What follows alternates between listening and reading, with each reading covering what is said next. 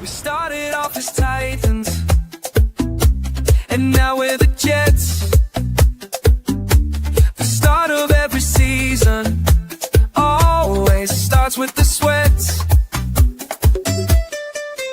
Vinny T, Brett Favre, Aaron Rodgers, what's the deal? Don't even try to tell me that the curse ain't real. We're coming for you, better run and hide. Snowball and Johnny Boys, Jets worldwide. Why, yeah, boy. Like and subscribe.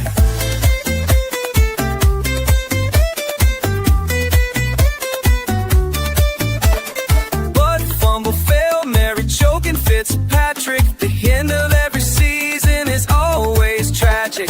Doug Bryan missed, everybody got a piss. 2 Super Bowl seasons ended with just one twist. 15 years without the playoffs. Is Aaron Glenn legit? We're the freaking New York Jets, and we're built for this shit.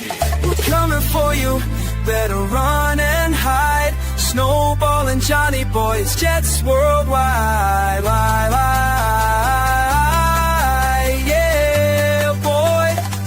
Like and subscribe.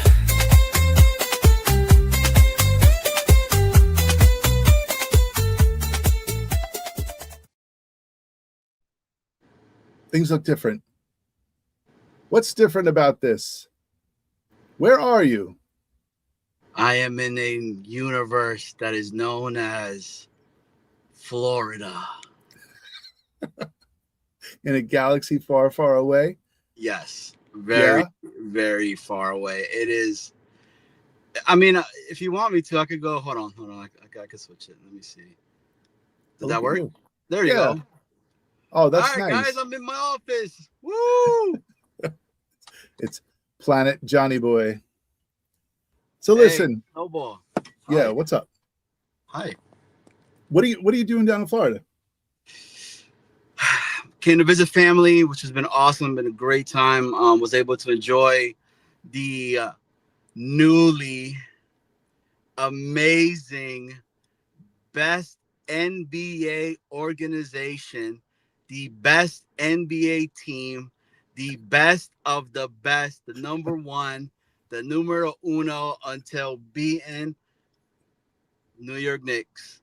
Winning the championship, and I was able to enjoy it with my aunt, who's been a die-hard fan. That when I was talking about where she was, the way she learned to speak English and be able to, talk the language and learn from it, was watching sports, and it was watching the New York Knicks, it was watching the Mets, and then it became watching the Jets as well. So,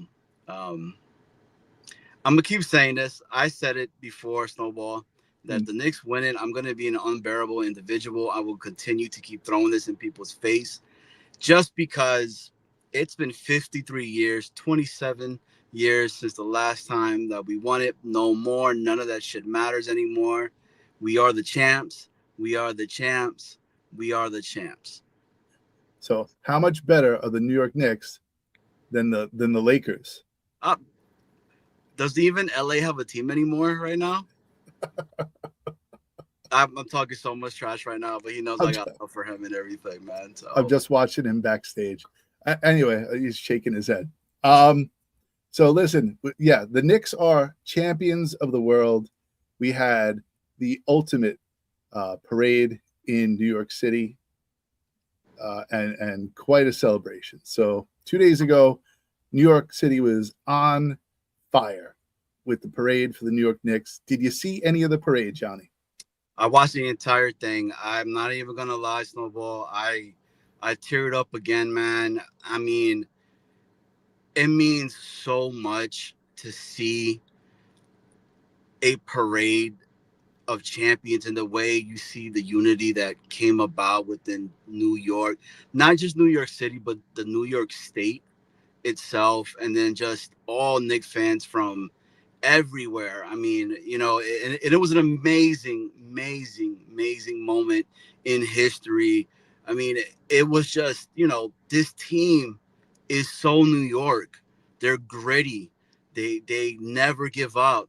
If they're like, hey, they're gonna beat your ass. There's no way that you guys are gonna beat the Spurs. There's no way. That was what you heard every single game.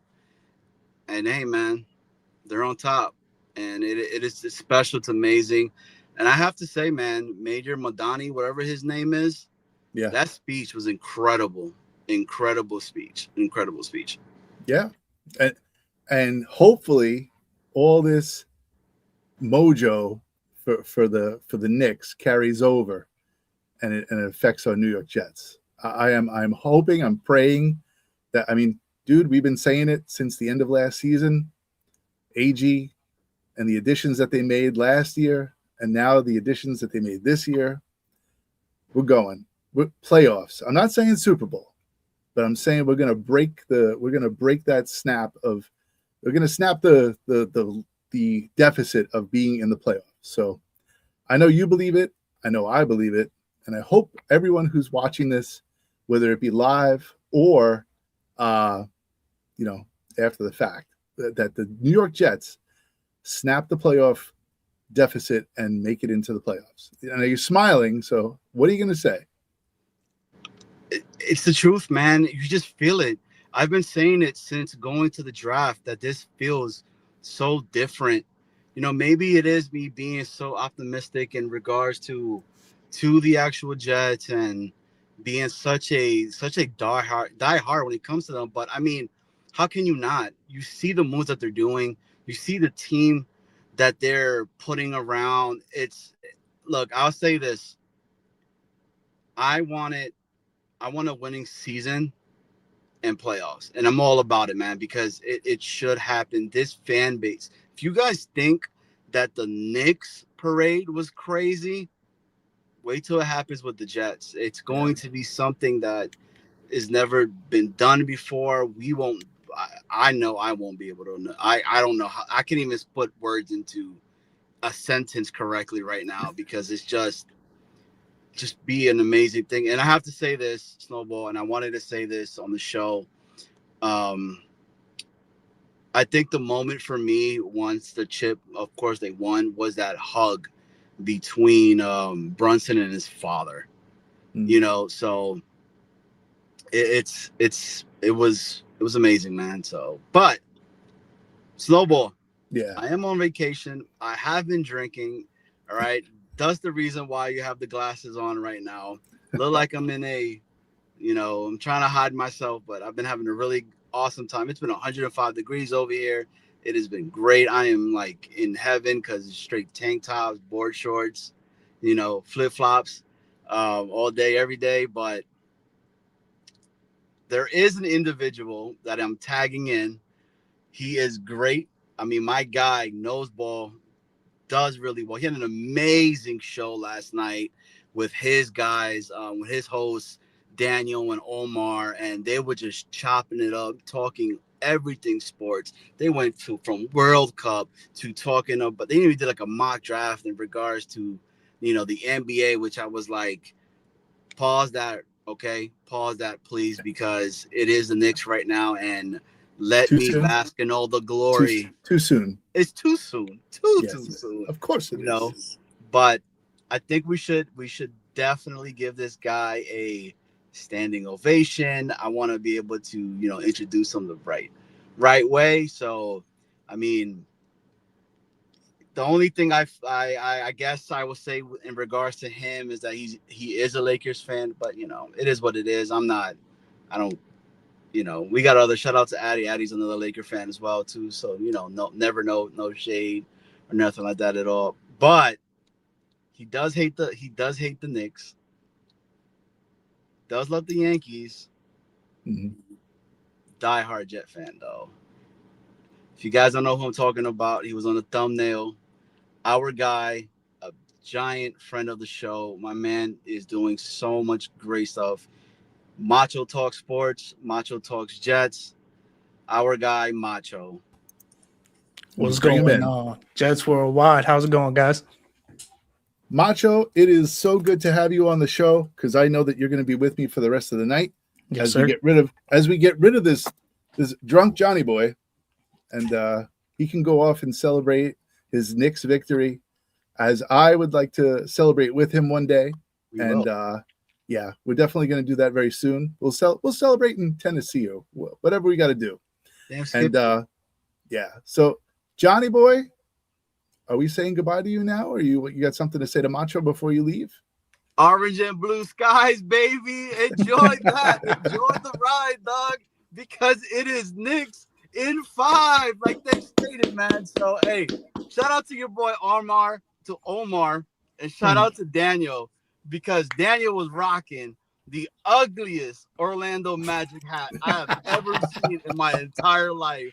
With that being said, JETS, Jets. I think myself and a couple of the boys are going to be on that show tonight. Supposedly they blurred my tattoos. What is going on? I don't know. But Macho, please take over the show. I got This you. is probably going to be way better of a show anyway than when I'm on. But, hey, Never. Snowball, so much love, man. Hey, I'm glad that you're still doing it. But Jets Worldwide, make sure you guys hit the like, hit the sub. $4.99 super chats get you in this amazing raffle, and as well as becoming a worldwide jet setter. And if my words are slurring, because it's starting to kind of hit me. And yeah, let's go Jets. Peace. Johnny boy, see you, man. Peace Love, out, bro. All the love, Johnny boy, all the love. All right. Thank God he's gone. No, I can't say that. No, of course not. Of course not. Listen. Before we get started, I just want to thank some people for coming in. As usual, our leadoff hitter, Bill M, is in the building. Thank you, Bill, for being here. We got Muppets. We got Oscar the Grouch. Shout out. Heading in, right? Jed's Worldwide, wide, all over the place, right? We got the ultimate Jet fan, Chris B, New York Jets fan. He is in the building. We've got him. We have, let's see, we're going through. My man, Eminon, is here live from, he looks dead, but he's alive. Ooh. And he's here. The ultimate queen of Jets YouTube, Leanie in NC, right? North Carolina. She is with us as well. We got Scott Foster in the building. Snowball. No, I have not been drinking, Scott. I talk playoffs, and Scott thinks that I've been drinking, but it's false, okay? Scott, it's true. Okay. The Jets will make the playoffs this season. Place your bets, right? Get things going. And speaking of bets, maybe we'll talk about Sorsby later. Maybe. Right? And you know what's funny about that? Because if you've been drinking for talking about playoffs, that means you've been drinking for over a year now. Yes. So you might have an issue. We have been talking for a long time about the playoffs. Johnny Boy and I, big AG supporters, big proponents of the Jets making the playoffs. I know some other Jet YouTubers out there who have been, making claims that the Jets are going to make the playoffs as well. Hanging out on some kind of an island, right? Green Bean has been saying that he's on Green Bean Island. He's the only one who says that the Jets are making the playoffs. But Johnny Boy and I, for a long time, have been saying that. We got Coach Brian J. Glick in the building. Thank you so much for coming in, Coach Glick. We couldn't do it without you. And let's see, who else do we have? Oh, yes, the only man who can fix the New York Jets, as Johnny Boy says. Afram is with us. And, of course, we have the most positive brother man in the whole Jets YouTube sphere, Derek, the Kansas Jet fan. Thank you so much, Derek, for the $4.99 super chat. We're going to put you in for another entry into the raffle. I'll be talking about that in a minute. Hey, Johnny Boy and Snowball. I hope everyone is having a wonderful day. JETS, Jets. Let's go. Playoff bound. And as usual, I'm going to have to agree with you, Derek. I have to agree. So I'm trying to catch up with all these. All right. So we got a lot crazy. I love it. We got a lot of chats happening in, right? What does Scott say? One of these years you'll be correct, Snowball, but not 2026. All right, listen. Everyone's entitled to their opinion. Scott, I'm going to take a screenshot of this and I'll show you this in a little while. All right. So listen. I said that Derek was in with a $4.99 super chat. Yes. We will just show you, right? Let's put us into. I'm trying to figure out how to do this. It's been a while since I've been doing this stuff. I'm going to do it here. All right, I'm gonna do it here, and We'll do it live. we'll do it live. Damn it, we'll do it live. We'll do it live. All right. So if you look right, there's Marty Lyons, there's Wesley Walker. That's 2. On the other side, we got Freeman McNeil. That's And 3. then we got Greg Buttle on the bottom. Ooh. Okay. 4 signatures on this mini helmet. It is up for grabs. Gifted memberships, $4.99 and above super chats will get you into the drawing. We have plenty of people who are in for this already. So throughout the night, we will basically keep going back to this to show people. And we have a lot of things to talk about, Macho. Yes, again, sir. so happy that you are with us tonight. Me Filling too. in for Johnny Boy. So listen, what's been going on in your life? A lot, man. As Johnny Boy said, we had the 1-year anniversary of my channel being created yesterday. Actually, it was supposed to be last week technically, but we had a bunch of sicknesses going on between all 3 of our families, honestly. But that's how kids are. So obviously that happened. We had a great show yesterday. But I did want to say, yes, everything that Johnny Boy said was true. I am obviously a Lakers fan. I am technically a Knicks hater. But a lot of my hate came from not being able to make it to the finals and not being able to say that you've won a finals. Both of those things have been answered this year. So there is nothing else that I can say other than congratulations to you guys. You absolutely dominated, not just in the finals, in the whole playoffs, the absolutely whole playoffs. There was no team that gave you guys any real competition. You can say Toronto, but I don't think you guys really kicked it up yet into, that second gear. And once you did, it was off to the races since then. So shout out to you guys as an organization. Shout out to you guys as a fan, especially you guys that have been fans for long periods of time. I mean, obviously, as being a Jets fan, I can relate. We can all relate here. Even if you're not a Knicks fan, you are a fan, obviously, of this team, of just having so many years of not only not being competitive, but a lot of years being absolutely the worst. You know what I'm saying? But you still show up to games. You still show up and support your team. You still show up and support your players. And this is the time that you get to bask in your glory. So congratulations to you guys. Well, on behalf of Knicks fans everywhere, worldwide, and the New York Knicks themselves, I want to thank you for congratulating us. And it is a well-deserved victory for the New York Knicks. I just saw in the, in the chat, we had Leanie. Oh, Who nice. gifted a membership. So Leanie, for you, we are going to play this. Worldwide Jet Setter, welcome aboard. Ah, yes. And the newest Jets Worldwide Jet Setter is Planet for Us. So Planet for Us, Welcome. say thank you to Leanie in North Carolina because we just gifted you a channel membership. So thank you, Leanie. We appreciate your support as always. So listen, a lot has been going on with the Jets. Yes, sir. OTAs for a little while, and I've heard a lot of positive things about the Jets. If you have been watching the video clips of like players and coaches and the press conferences and stuff, a lot of people are saying very good things about the Jets. We've had Flight 26 that's been out on YouTube, and we've been able to see the return of Geno Smith, Demario Davis, these people who have come back to the Jets. Right? We got Minka Fitzpatrick, who's a veteran, who's come in, who's kind of like returned to New Jersey. So that was like kind of episode 1 of Flight 26. The vets, right? Then the last one that we watched, if you guys have seen it, if you have not seen it, go check it out. It's on YouTube. Check the Jets channel. And we were able to see people such as Kenyon Sadiq and David Bailey, and who else did we see? We didn't see Omar Cooper Jr. yet. No, it was literally just those two for the most part. And then they showed the coaches, of course, talking them up throughout the whole kind of episode. But for the most part, those were the focal points. Right. And I think they showed Ray Mondalis He's one of the scouts, talking Mhm. about the scout process and stuff.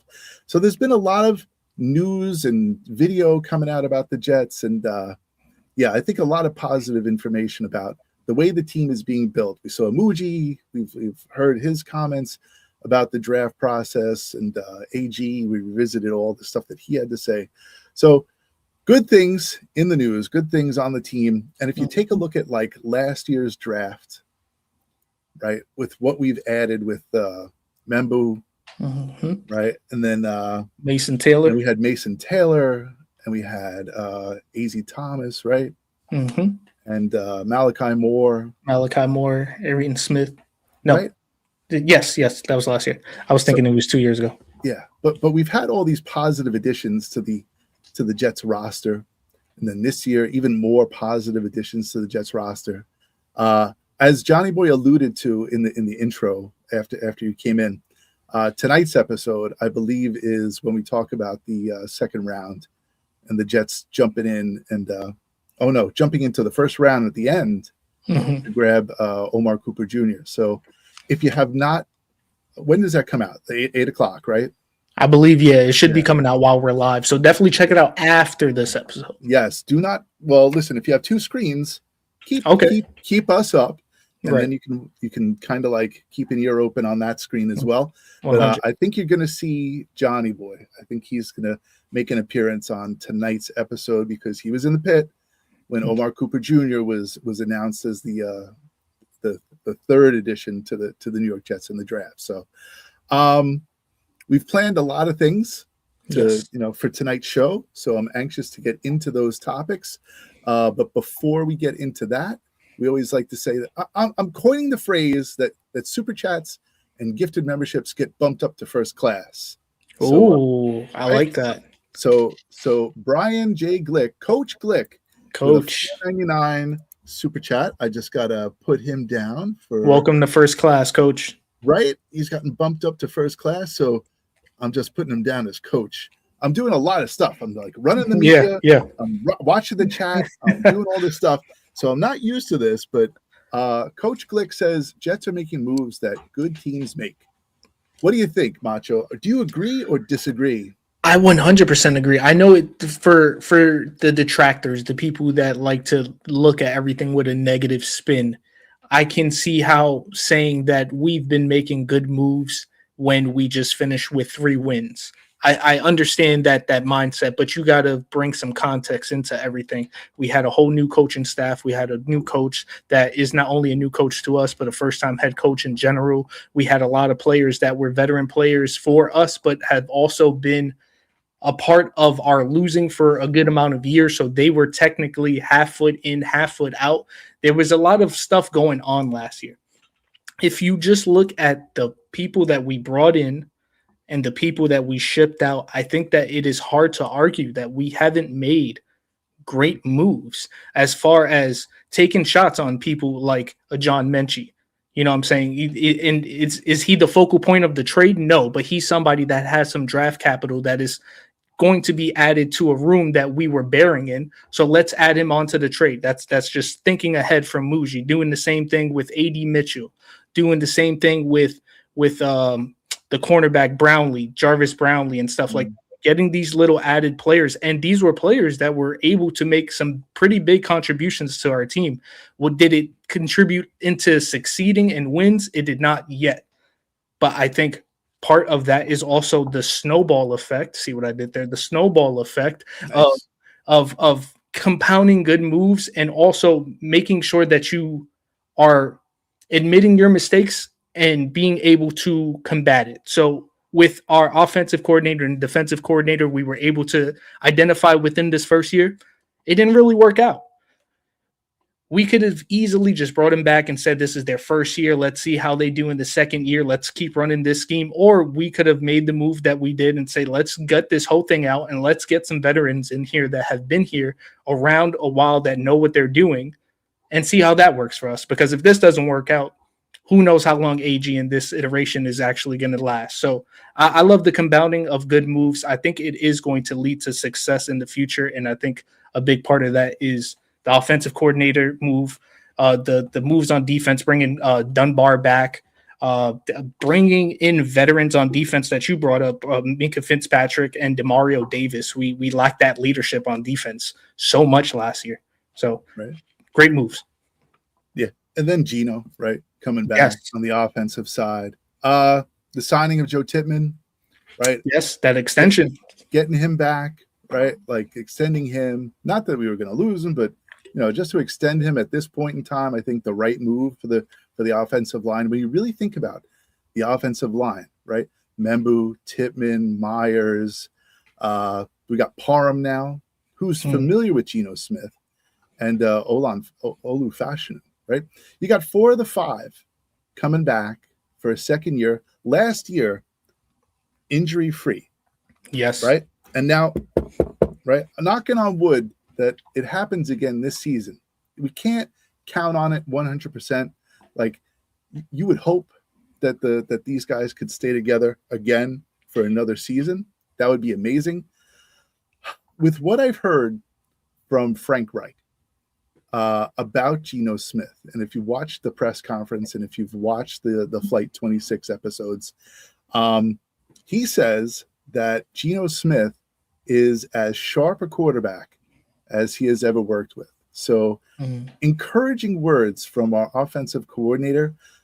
What else is he going to say, though, Macho? Like, he's got to say positive things about his quarterback, even if he did have some, reservations about Geno in general. He's got to say the right stuff. So I don't know. What's your opinion on Geno coming back? I do like him coming back. I think also a part of that is a little bit of PTSD from what we just had. I feel like there's a lot of people, almost anybody would have felt like an upgrade. So I would just be happy with moving on from Justin Fields to begin with and having a quarterback that actually throws the ball. But with Geno, I do like the fact that I like the story of it. I like the fact that it's somebody that we drafted, somebody. I mean, we just saw someone that we drafted win a Super Bowl, that kind of aspect to it. But I do like the leadership aspect that he comes in with, the mindset that he comes in with. He's a professional. We did have a little bit of issues with him during the ending of our first stint. I think he's learned from all that. And you hear it from every coach that he's been with, attached to, ever since that moment, whether he was just a backup on that team or the starter for that team. There's nothing but high praises for him. So I think we absolutely need someone like that, not only in the locker room, but a leader in that locker room. And obviously, as the quarterback, he is one of, if not the absolute leader of the team. So I love it. Yeah. I guess the only question that we have is, what version of Geno do we get this season? And can Aaron Glenn be the coach that we think he can be? So the two most important positions on the football team are our two biggest question marks really at this point. So I'm hoping that we get the MVP season, the Geno Smith of the past. Right. I don't know really what to attribute his problems with Seattle at the end of his career there. Now, did the coach of the Seattle, did he move with Geno to the Raiders? No, so I think he was there 1 year after Pete Carroll was. He left the Seahawks, and then I think Geno was still there one more year after he left. Then that's when he went to the Raiders, and that's when he also got signed. Yeah. Yeah. So I don't know if it's a matter of coaching, if it's a matter of players surrounding him. I know that he had an abysmal offensive line last season. So, the one shining part of the offensive line that he had with the Raiders was Parham, from what I've heard, and they brought him over here. So that's got to be a conscious decision by the Jets organization to bring, Parham in with Geno as a partnership, being so familiar with one another. Yeah, I think for offensive line, camaraderie is one of the most important things for offensive line. It's not just only are you a great offensive guard, are you a great offensive tackle, but if you don't know the tendencies of the people that you're guarding with and what they like, what they lack, it's hard sometimes to kind of make those decisions on the fly. So being able to say that I've played with these guys for 2 years, 3 years, like that matters in the NFL. So same thing with that relationship to the quarterback. Yeah. And when you think about it, like the guard position, I think is an easier position to kind of transition to. I know he has familiarity with the center position, but having a guy on either side of you, that being Myers and that being Fashanu, like to have those two guys on either side of you who have that familiarity, who have played 17 games together last season. So, I think that's a good move to kind of bring Parham in and have him there. I'm just hoping for the best for these guys, and when you think about the offensive weapons that now the Jets have, right? In addition to Breece Hall and having Breece Hall back for, re-signing him, thank God that we brought him back. I was not a big fan of Breece Hall, attitude-wise. Player-wise, I loved him. But attitude-wise, I was not a big fan. But now that he's back, he seems very happy with the bankroll that he has and, the security at the position that he has. So kudos to him. You've seen Braylon Allen. He has come back as a truck. So, yeah, he is definitely sponsored by Mac, I believe, right? Yeah. If I was like a linebacker, I would be very scared to see this man running full speed at me. So I'm just mercy on the linebackers of the opposing teams this season, because if Braylon Allen gets the ball, short yardage situations, he's probably going to be our go-to.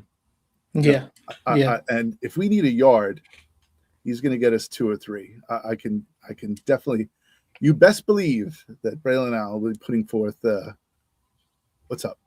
I love our chances at the red, because I'm just thinking about our options at the red zone. We have an absolute truck that we could just hand it off to at the 1 yard line, or we have someone versatile enough like Breece Hall that we can also hand it off to or throw to. Then we got a freak like Kenyon Sadiq who can absolutely jump over everybody. We got an absolute route technician in Garrett Wilson. Like, there's so many options now, and we have a veteran at quarterback that is making the decisions. So it gives me a lot of optimism. I love the mojo of this year. Yeah, right. And Reich said it in press conferences. He said it in the One Jets Drive, the Flight 26, that Geno Smith has taken to this offensive scheme so effortlessly, being the journeyman that he is and having the experience from all the prior teams that I think he said that like over the past 2 years or something, he's had like 4 schemes that he's worked with. Some crazy stat like that. And for him to be able to just transition right in and just command the huddle, get people in and out, understand the nuances of what Reich is trying to do. And from what I've heard right in the past is that Reich almost kind of not invented, but was so comfortable with running like the 13 personnel. Yes. Right. Yeah. So when you think about what we have in Sadiq, Taylor, right, and Ruckert, I mean, or who else do we have? What's the other guy's name who is the guy that used to play for the Colts? Yeah, for the Colts, right? Yeah, I know. I'm looking him up. Hold on, please hold as we look through. Right? Yeah, play some hold music for a minute. Right? Yeah. So I'm looking for Jelani Woods, right? Jelani. Right. Yes. Coach Glick got it before I got it because sometimes I have senior moments, but yeah, Jelani Woods, right? So they said that he flashed a little bit at the beginning of training camp. That foursome of tight ends, minus Ruckert, really, like you think more like Ruckert's going to be like that blocking tight end. He's the cuck. You can watch. Yeah, exactly. It's scary when you think about the offense that the Jets have. Not only that, not just the tight end room, but also the coach.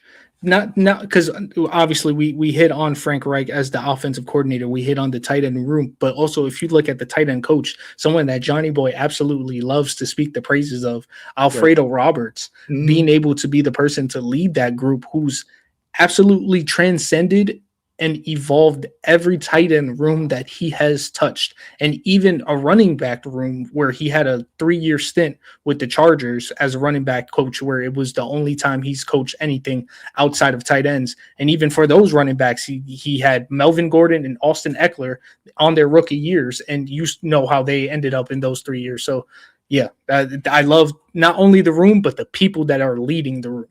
So my question to you is this: barring head coach and quarterback, what are the weaknesses of the New York Jets? Can you see a weakness? I can see the depth of the offensive line coming into effect if, again, knock on wood, anything happens health wise to one of our starters, just one. And the fact that it takes just one does scare me. Um, Maybe a little bit of the inexperience of the wide receivers behind Garrett Wilson, but I do like those guys, so I have high hopes for them. But as far as just looking as what has AD Mitchell really done in the NFL since he's been drafted, and Omar Cooper being a rookie, you don't have that history of feeling okay. I know that he can do it, but there is a lot of hope for both of those guys because we do think they have the potential to do it. So Right. I would think those two kind of would be my kind of holes right there. Yeah, the depth piece of the whole Correct. thing. I get it, and you know, if Muji is as good as he has been with the draft and acquiring free agents, once that waiver wire hits, you know, I'm looking for him to kind of secure some depth at the linebacker position, like Coach Glick is saying, right? Yeah, Linebacker depth. 100%. I thought we were talking just about offense, but yeah, Well, 100% you know what? linebackers too. Yeah. Just around the whole team, right? But like linebacker depth, offensive line, things like that, right? We could hopefully fill some of those spots as well as we like start to drop some other players off the roster. All right. Well, listen, we have prepared something for this evening. Yes, we Right. have. So we'll get into that. Before we start, I just want to bring up on the screen, right? Johnny Boy and I are starting a campaign. We have started the campaign already a year ago, when the season ended, right? But we believe that in Aaron Glenn, we believe that this team will break the deficit of making it to the playoffs, and we would like to introduce Jets Worldwide Mojo, right? We are spreading the mojo. If you look up the word mojo, it is a positive spirit. So the mojo spirit is out there. Jets Worldwide is trying to provide it to everyone who is in attendance tonight and after the fact. So maybe we'll make some T-shirts or some tank tops or something with this logo on it. That way, you guys can help spread the mojo.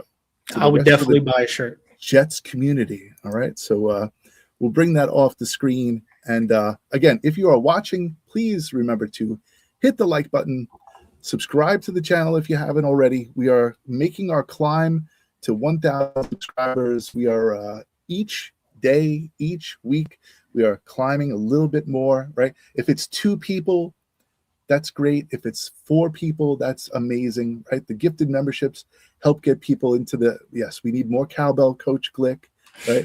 We just need, right? We need more couch bell. No, wait, we need more mojo. Yes. So we're just steadily climbing the boards. So we really appreciate, and I say this after every show that with Johnny Boy, and we'll probably talk about this after the show. Truly, truly love all the people who are here week in and week out, who support the channel, who do the super chats, who give the gifted memberships, who make the comments in the chat, who just hit the like button. It really means a lot to this channel. I started this channel. I asked Johnny Boy to join me in this journey for Jets Worldwide, and we never thought that we would actually make it to the point where we are. But you know, like the New York Knicks, you can never be satisfied, and you know, you just got to keep climbing. So thank you everyone who is watching now, live or after the fact. We really appreciate it. I want to just say something real quick. Go ahead. I'm sorry. Ahead, sure. I want to throw a little positive mojo onto what you're saying. Thank you. As someone that's not just here hosting the show with you, but I'm also a fan of the show. And obviously everything that you said prior, as far as you guys have been on the train of the Jets making the playoffs a year ago, I can definitely attest to that because I was a witness as a watcher of the show. So I've been watching that for weeks on weeks because it wasn't just a 1 episode thing, right?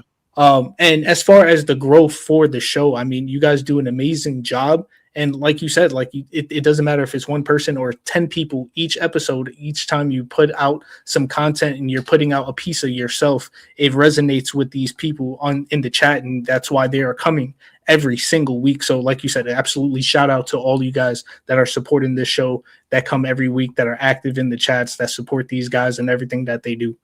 And just to promote Macho's channel, if you have not yet already, please go over to his channel. Please go to Macho Talk Sports and give him a follow as well. Subscribe to his channel and bump his numbers too, because he does amazing work. The opening intro video to this show, it was done by Macho, so thank you so much. Really appreciate it. Very welcome. All the graphics tonight that you will see on the screen tonight, created by Macho as well. So we really appreciate his efforts. He is a behind the scenes supporter, and on screen and in the chat and so on and so forth. All right. 100%. So before the show started, Macho, earlier this week, we kind of were deciding what to do on tonight's show. So you came up with the scenario of what's more likely. So I was very confused by what you wanted to do, but after further explanation, I'm a visual learner. So I had a text conversation with you, and you were like, well, like something like this compared to this, or you gave me very good instructions as to what you to picked do. it up quick. So I came up with 3 what's more likely scenarios for the New York Jets, and Macho did as well. He came up with 3 scenarios that he thought. We figured we'd break them down into offensive scenarios, defensive scenarios, and coaching scenarios. And I came up with 3. He came up with 3. So I'm going to throw my 3 at Macho first. He'll figure out what's more likely in these scenarios, and maybe give us a little reasoning why. Yes, sir. And then he'll throw his 3 at me, and I will try to come up with some what's more likely, and I'll give a little background information as well. So without further ado, I think we should hop right in, and we're going to start off with what's more likely. And listen, before we even get started, hold on, just a little tease, like a little, take a look at this, right? What you could do, people in the chat, if you want to throw out some answers, to what's more likely, that would be amazing. Please that way we could kind of like, instead of a poll, you can just put in the chat and tell us what you think is more likely in each of these scenarios as well. We'll get some audience participation. If we see some responses, we can throw them up on screen, and we'll talk about those as well. So again, without further ado, let's start it again. And Macho, what's more likely? David Bailey gets 9+ sacks. Now listen, you may agree or disagree with these scenarios. You might say neither of them, but you have to choose one. Okay, so David Bailey gets 9+ sacks, or D'Angelo Pons records 4+ interceptions. What do you think? So my mindset here is we are coming off of a year where the whole team had 0 interceptions. So for D'Angelo Pons to come in as a rookie and get 4 interceptions would be absolutely amazing. But is it more likely than someone like David Bailey, who is a sack specialist from college, coming into a team that is very sack needy, pause if needed, very sack needy. And I think that the way that we are currently constructed, for me, it is more likely that David Bailey actually gets the 9+ sacks. I think that he has also just more chances of getting to the passer than D'Angelo Pons has with getting interceptions, because obviously in order for you to get an interception, you need them to throw the ball your way. I think D'Angelo Pons is also a really good, I don't want to say absolute lockdown defender, but he is a very good man-to-man defender, which might kind of make quarterbacks guess a little bit more whether they want to throw it towards his way or not. And that might actually work towards David Bailey's favor here in this kind of scenario. So I would say that it is a little more likely that David Bailey gets 9+ sacks. Okay. And we have a lot of responses coming in. Like Coach Glick says Bailey's situation is more likely. Oscar the Grouch comes in and says the sacks, right? Because Bailey's option is more likely in his opinion. So being a Muppet, they can have opinions. Yes. Leanie is saying that she said Bailey, but 9+ is a lot. And I Will would happens to agree. I would say that 9 does sound like a big number, but it's not outrageous even for rookies. There are rookies that come straight in and contribute automatically and all the way to 9 to 10 sacks. Is it super likely? No, but it does happen, and it's not even like a once of every 5-6 years. It's like every 2 years. So it is very possible. And remember, he was the highest drafted edge rusher. So if anyone is to have that type of expectation, it should be him, honestly. Yeah, I mean, the reason why I came up with this question and the numbers that I used were based off of average, above average, and elite.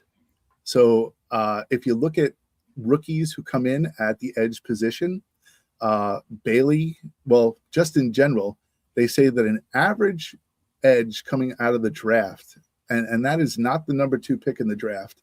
It is a pick later on in the draft. They said 7, 5, 6, or 7 is of expectations. That sounds about right. So 8 would be above average. Anywhere from 8 to, I said 8 or 9 is above average, and then 10 would be elite.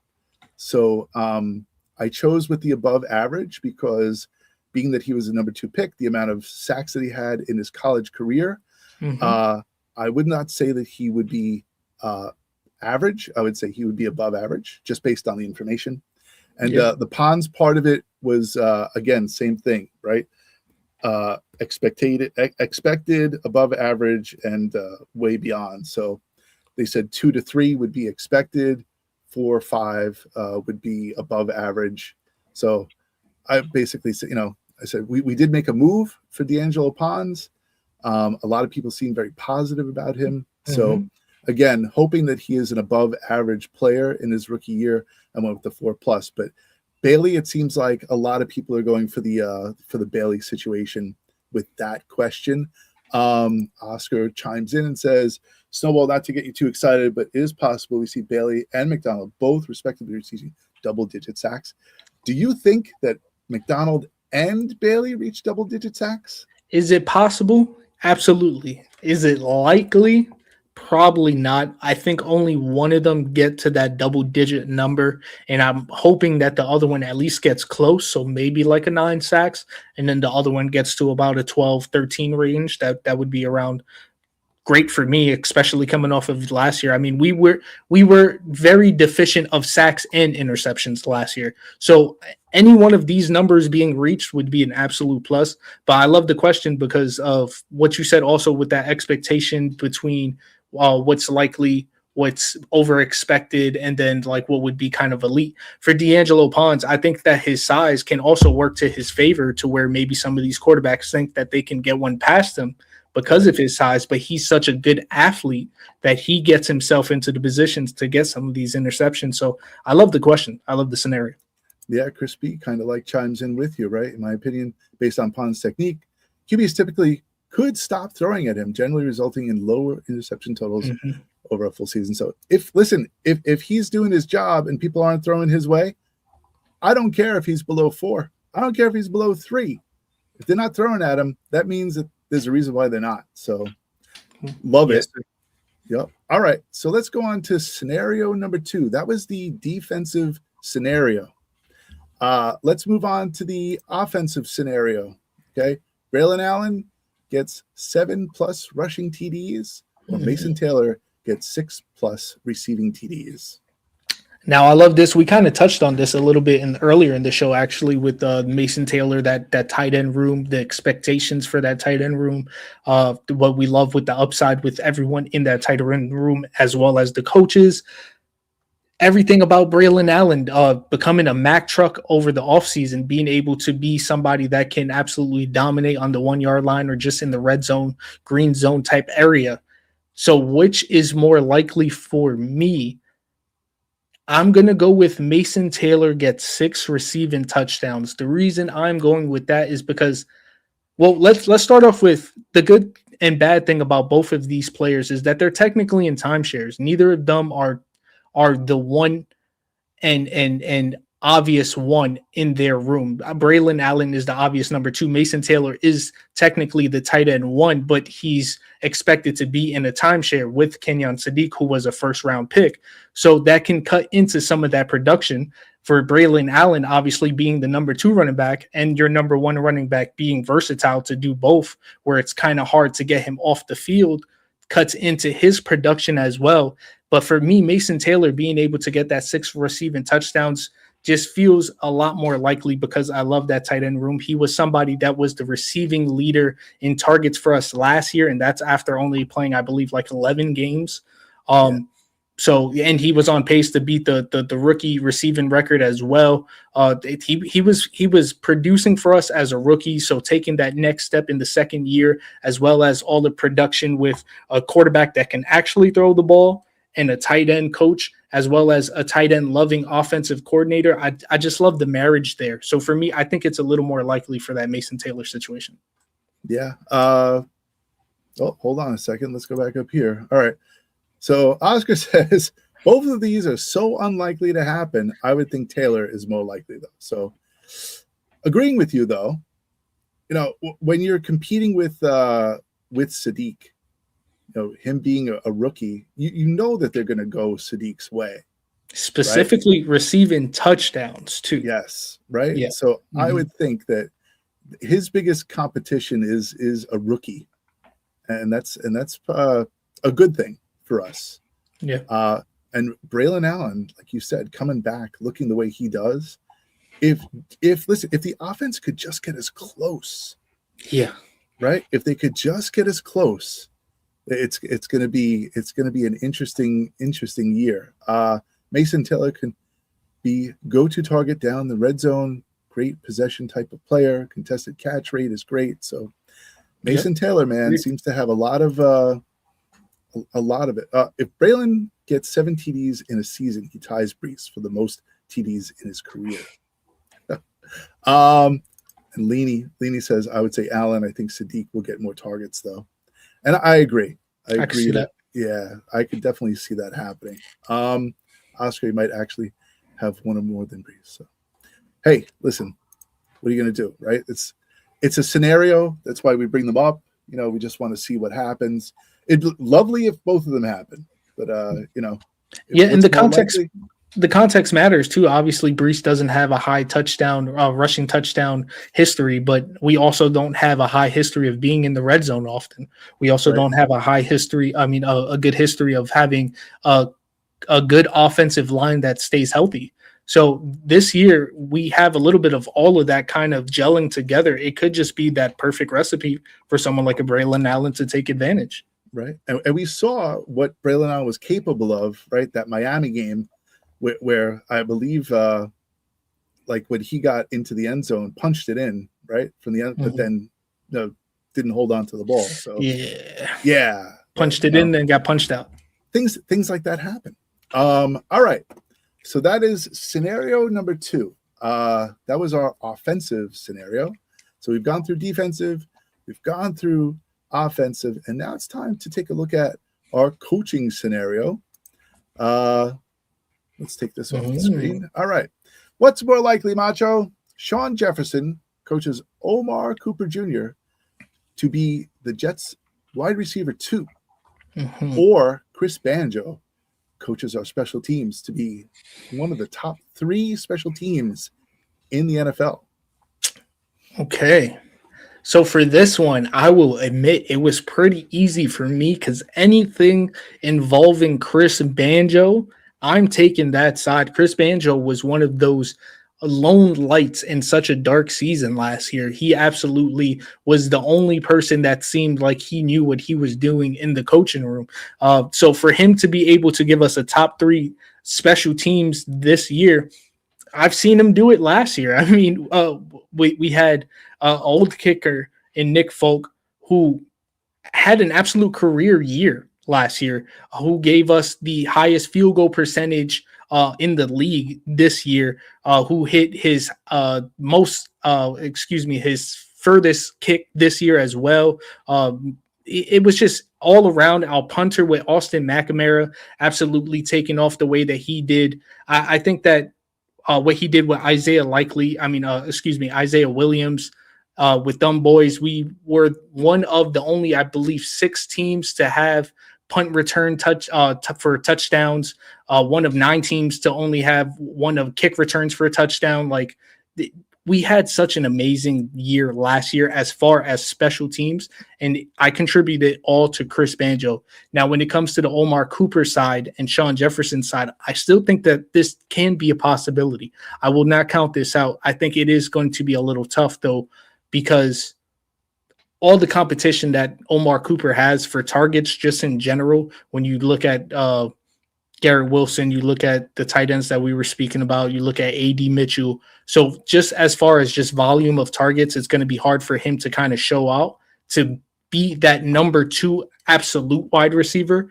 But then also when you look at his competition with A.D. Mitchell, who is somebody who was here last year, who has a little bit of that familiarity with the organization, with the head coach. So he's kind of a little bit behind the 8 ball, where with the Chris Banjo side, I already seen him do it last year. The only caveat that I tried to manipulate the question with is 2 people, right? That being Cade York and Jason Sanders, right? Like our field goal kickers, right? Who emerges as our kicker? So can they, with the so far from what I've heard, poor performance, poor sub average performance from both kickers, can he still manage to bring our special teams to a top 3? So I think so. I think, and again, a great question because of something like that, because that is a legit question. I mean, we don't have a technical number 1 kicker right now. It's been a competition. We're on our, I believe, 5th kicker at this point. And obviously we still got a couple more months to go. So I'm assuming a couple more kickers to be recycled in and out of here until we actually crown one of them the winners. But again, it's just Chris Banjo. It's hard to count him out. Okay. Well, listen, we've got some accordance with you from Leanie. She's got to go Banjo, right? She reiterates Banjo. I like Bango. I like Bango too. I like Bango. Bango is pretty nice. Bingo, Bango, whatever. Chris Banjo for sure. Sean Jefferson can't develop any wide receivers for the Jets. Never has. Fact, the Muppet says. So I don't know. Is Sean Jefferson responsible for Garrett Wilson? The further development of Garrett Wilson? I'm not there. It's tough to say. He was a high prospect. Coach Glick says Banjo. Dave Brigger says Banjo has proven himself. So it seems like a resounding vote for Chris Banjo being able to take our special teams to be top 3 in the league. I don't know if we make it to top 3 in the league. Honestly, to tell you the truth, where were we last year? I believe we were top 3. Were we top 3? Because again, we were number 1 in field goal percentage. We were one of the only 1 of 6 teams that had both kick returns and punt returns for touchdowns. And Austin McNamara had an amazing year as far as punters. So I don't know the exact rankings, but I don't know who had a better special teams than us. All right. So listen, Banjo it is. All right. So on we move, and let's go to you had some questions for me. I did. You did. So I'm not looking to make this a really long show. I just want to kind of go through this. If people want to chime in after the fact, after all these questions, I'll put the link in the chat. I'll pin it on YouTube. That way people can get their opinions out there if they want. Again, if you are listening live or if you are listening after the fact, please make sure that you are hitting the like button. You are subscribing to the channel. If you have not, we really appreciate it. And again, all super chats and gifted memberships, $4.99 and above, get entered into the raffle for the autographed helmet. 4 autographs on this helmet by not schlumps, right? These are actual really, really good players for the Jets, like Wesley Walker and Marty Lyons. And on the other side, I'm trying not to touch the you can't, here. Yes, can't of course. Freeman McNeil and Greg Buttle, right? So great prize up for grabs. Again, if you want to get in on the raffle, please submit super chats or gifted memberships. All right, moving on. We are going into the questions that you have come up with for me. So, Yes, sir. So listen, I'm game. So the first question for me was Minka Fitzpatrick has. Oh, you read them because now I got you. So what's more likely? This is the defensive scenario here. Mika Fitzpatrick has a bigger impact on the DB room, or Demario Davis has a bigger impact on the linebacker room. All right. So I was looking at this and I was saying, all right, who was the leader of our DB room last year? And I really don't know if we had a clear-cut, distinctive leader for the DB room. And then I looked at the linebacker room and I said, who is the standout leader of the linebacker room? And I came up with like Jamie Sherwood, right? Who is the leader? You know what? This is kind of like a very, it's a tough decision because really the DBs didn't have any interceptions at all. And Fitzpatrick is known for having that capability when given the opportunity. I don't think he was given that much of an opportunity with the Dolphins last season. I think he was a more like down in the box type of guy. And then Demario Davis is just Demario Davis. Like this is his third stint with the Jets. The age, the maturity, the experience, the demeanor, the crown on his head. I was so sad the first time they got rid of him. The second time they got rid of him, I cried more. And I cried when he walked into the building this season. So I was like, my man, Demario Davis, has returned to the New York Jets to bring them to the playoffs this season. What were you going to say? What were you going to say? I was going to say, and you're going to cry one more time because when he leaves us again this time, it might be for the last time. Yeah, and I expect that to happen. I really do. But hopefully he leaves us in a good. And we were such in a deficit with CJ Mosley leaving, right? Yes. Not having like a true number one leader for the defense. My instinct says to go with Demario Davis, right? To have a higher impact on the linebacker room, but I'm gonna switch it.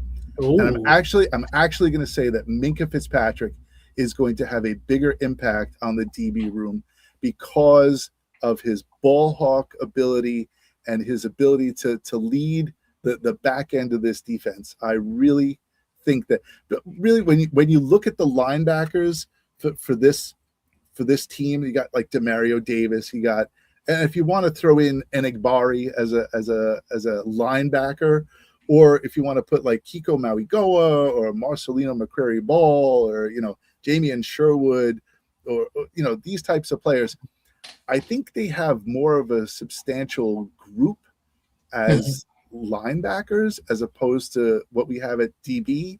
So I'm going to go with Minka as a bigger impact leader for the DB room this season.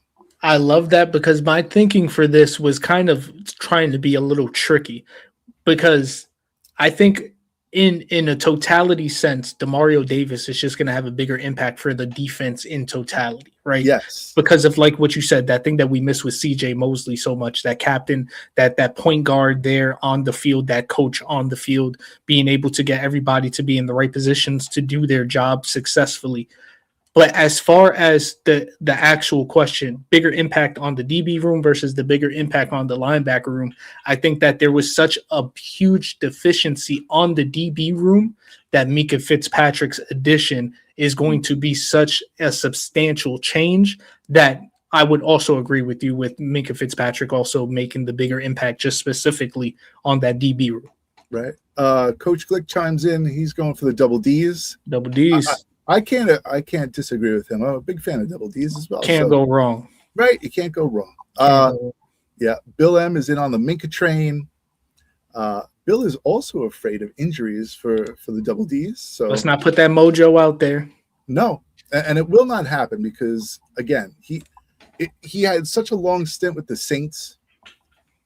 Experience pays off, and I could see him being like a thumper for us, Yeah. and a conductor of the defense. So I don't see it happen. I think he's smart enough to avoid injury and just send the dogs, and just know where they got to go and put himself in the right position. Oscar is leaning towards the Minka safety position as a last line defense. It's very important and underappreciated. And Oscar, I can't agree with you more. The last line of defense, really, if you have a good defensive line, like I think we do this season, Yes. and with the direction of Demario Davis, it's going to be tough for teams to kind of get to the last line of defense, in my opinion. But if they do, I think Minka and company will be definitely there to help us out. Leany's going with Davis. All right, Dave Brigger with a poor linebacker room. It's necessary for Demario Davis to lead. Sherwood needs to get better fast. And Dave, I couldn't agree with you more. Definitely. I think this is what he was lacking. I think the biggest thing was Sherwood took that dip as soon as CJ Mosley left. I'm hoping the addition of Demario Davis gets him back up to where he was. Right. I with the short stint that Demario Davis is going to be here for, if it's going to be a year or two, right? Sherwood really has to come of age quickly. And if not by then, his contract should be done. That's the other thing too. Like, and with this draft coming up, like, in a year, what do the Jets do? They definitely need help at the linebacker position. So look for linebacker number 1 in the draft to go to the Jets. Right. What else are we looking through? Looking through. Yeah. All right. Chris says, does Demario Davis operate more as a stabilizer of a solid group rather than transforming a non-existent unit into a playmaking one like Minka can do? I'm thinking that it's a combo. Two veteran leaders at two levels of the defense. Who is the leader of the defensive line?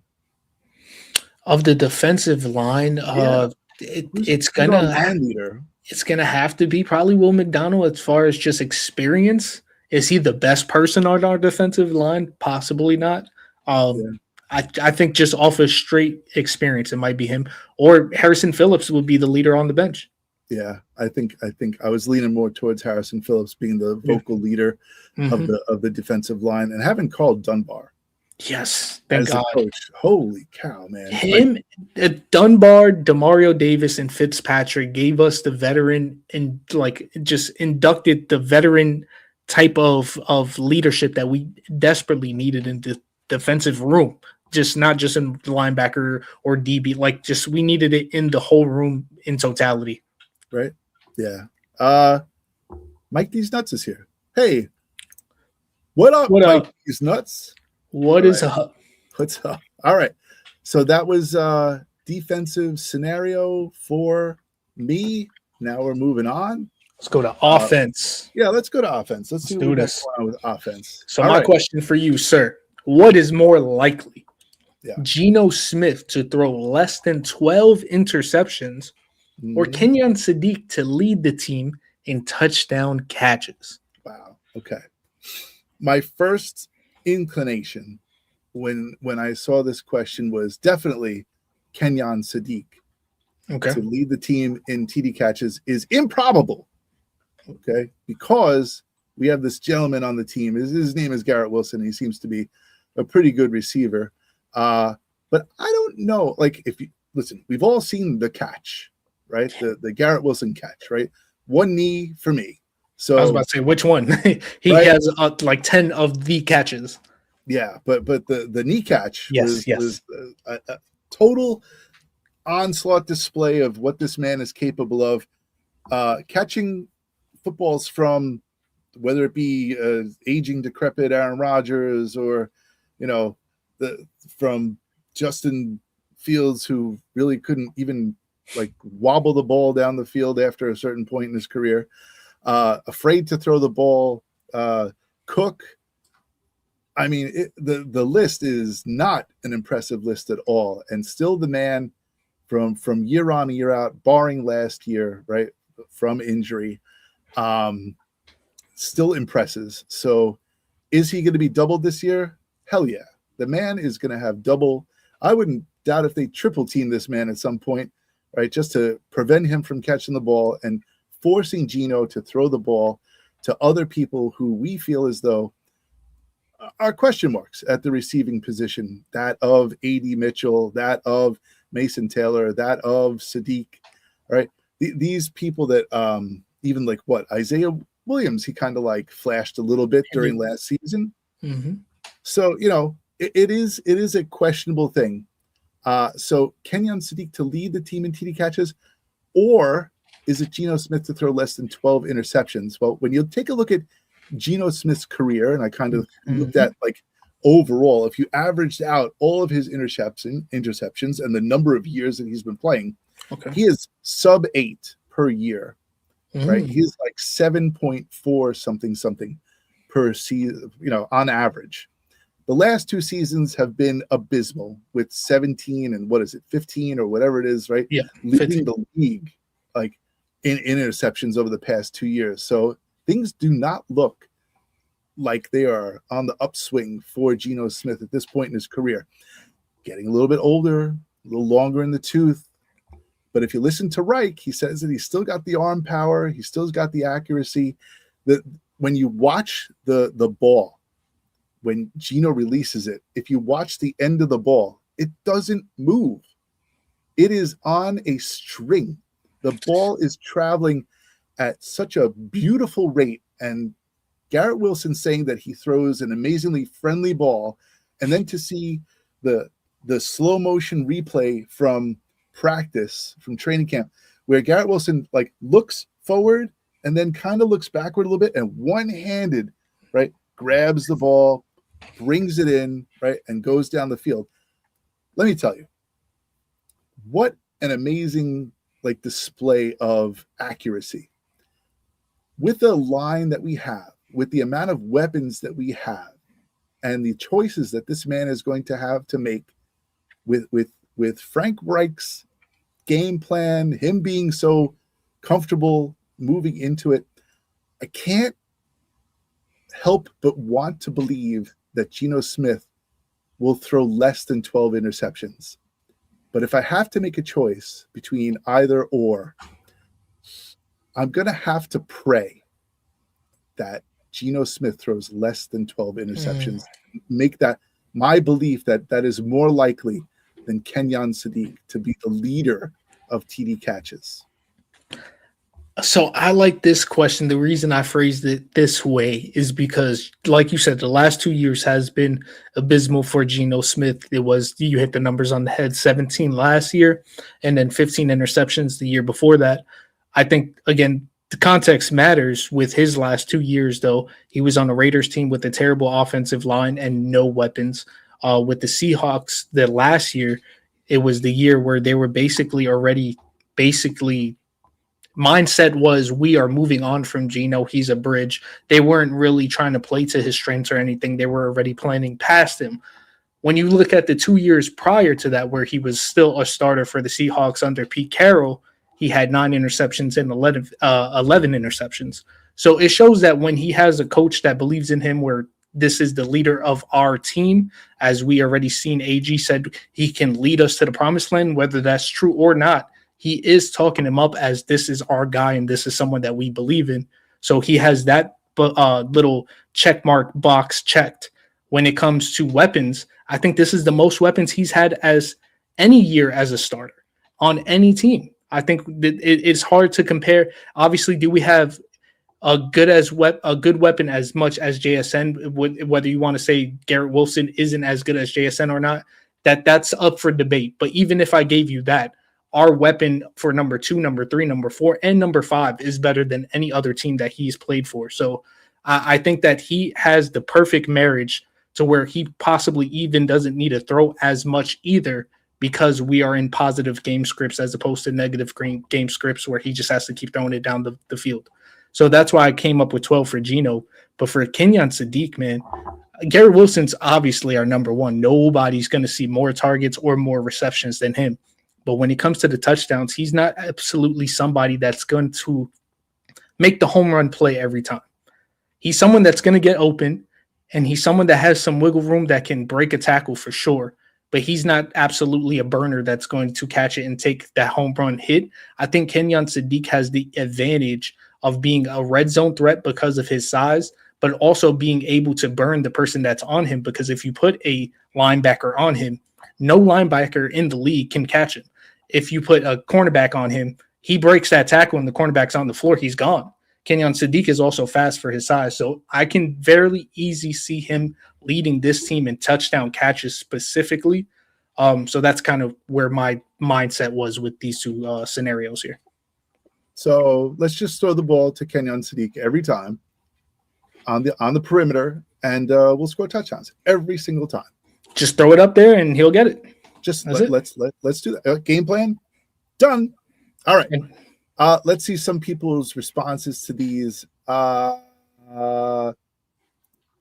Dane from the Danger Zone. So after this show, please, everyone, go over to the Danger Zone and check them out. They're right after our show. So go over there, give them some support, hit the like button when you're over there, subscribe to their channel. We love being the opening act for the Danger Zone. But he says, snowball on the Sadiq train, LFG, right? Love. Anyway, choo-choo. Furry gerbils. Yes, furry gerbils, right? Love furry gerbils. I love them. No, I don't love them.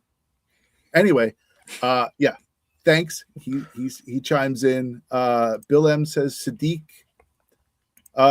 Coach says Gino more likely to get benched before he tosses his 13th interception than Sadiq is likely to lead the team in touchdowns. So, okay. Yikes.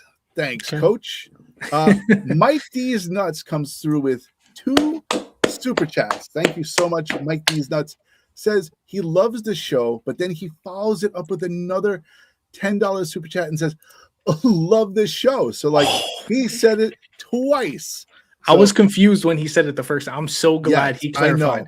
The That's my guy right there. Loving this show. Love it. Twice. I love this show twice, too. Let's go, Mike. All right.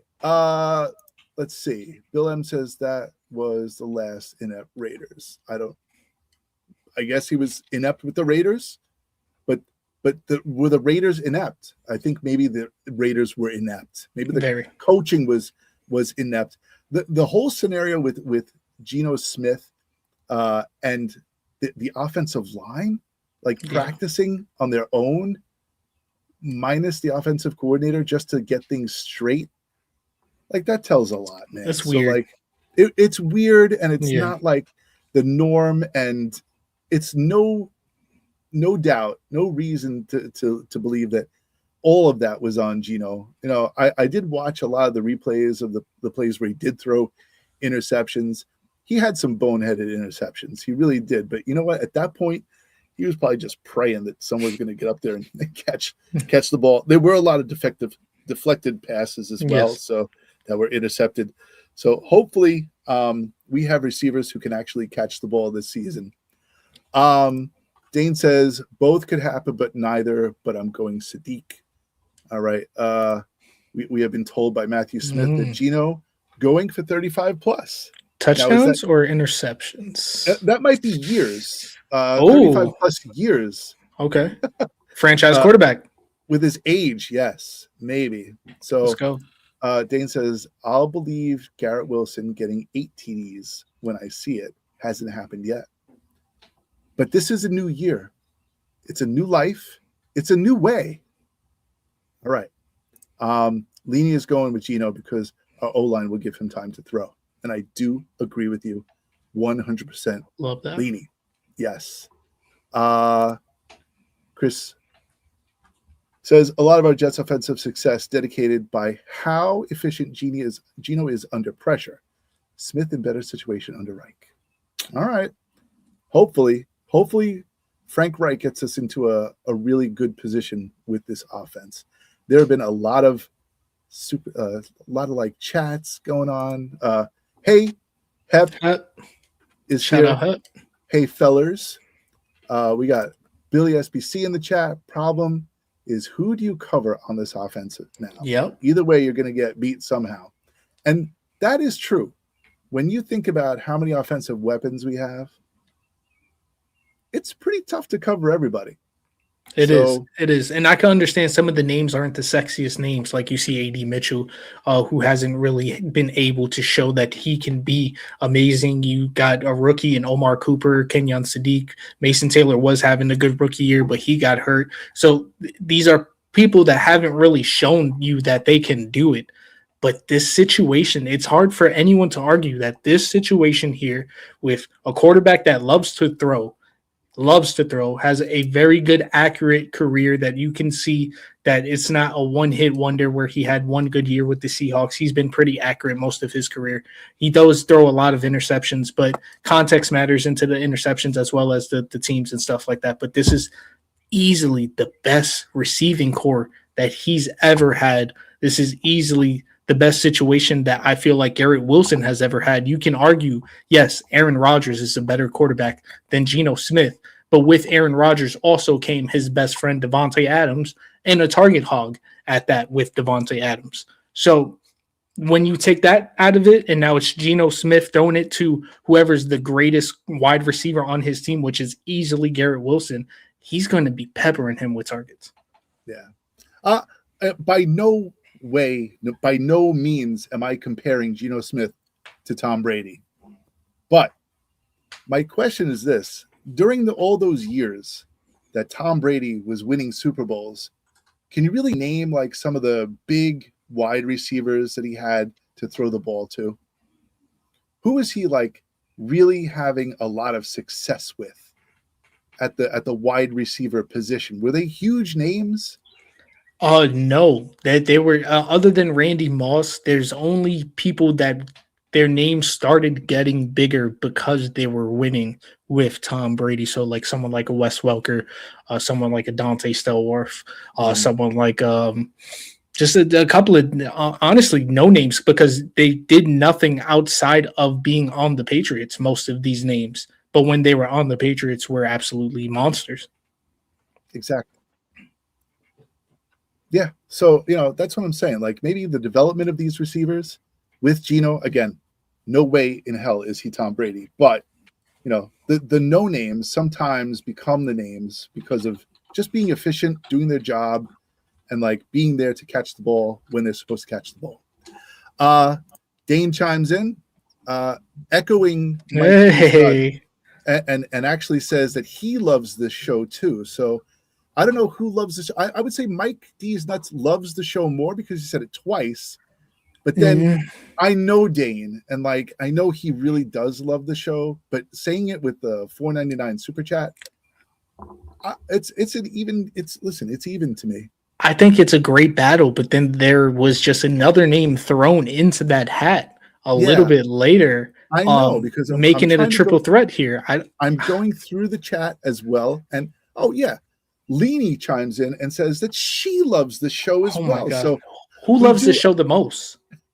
I don't know. I don't know who loves the show the most. I would say everyone in the chat right now really loves this show. So whether you're super chatting, just chatting, throwing out memberships, or whatever you're doing, if you hit the like button, it shows that you really love this show. So, and if you subscribe to this show, that shows love as well. So it's just a big love fest happening right now in the chat. So thank you for all the love to all the people who are watching this right now. And again, the reminder is hit the like, subscribe to the channel. And I want to say I love the chat and I love Lamp. You love Lamp. Lamp. Yes. You love Lamp. I love Lamp. All right. Can you expound upon the Lamp? No. I'm just leave it there. Does Lamp stand for something? No. Okay. Well, if you can think in the chat, if you can think of what Lamp means, that's fine. But listen, we do. If you throw, yes, always loving this show. Crispy says he is always loving this show. So up the stakes. All right. The others said that they love the show, but Crispy is always loving the show. Always. All right. I'm just trying to catch up with the chat because everyone is going off on this. Coach Click says Julian Edelman. That was a contribution to the receiving core of Tom Brady. But both of those names obviously had great careers, None of them did anything outside of Tom Brady. Julian Edelman obviously didn't have to play without Tom Brady because he played with him his whole career. But there's no name that was proven before or after Tom Brady. There were only names that were great while they were with him outside of Randy Moss, who was great before he came in. Brandon Cooks. You know, we're trying to get through all these. Okay. Ricky New York is here. What's up, Ricky? Ricky. How are you? Thanks for joining the show, man. Just going through. Boy, they are Dano, really busy. Lamp Forever. Now it's Lamp Plant. Forever. Oh, that's it. Lamp Forever. Now let's plant. Whoa. All right. Listen, this is like transcendental right now. I can't even understand what's going on in the chat, but you know what? Plants and lamps. And then some guy named Johnny Boy. That does make sense. Yeah.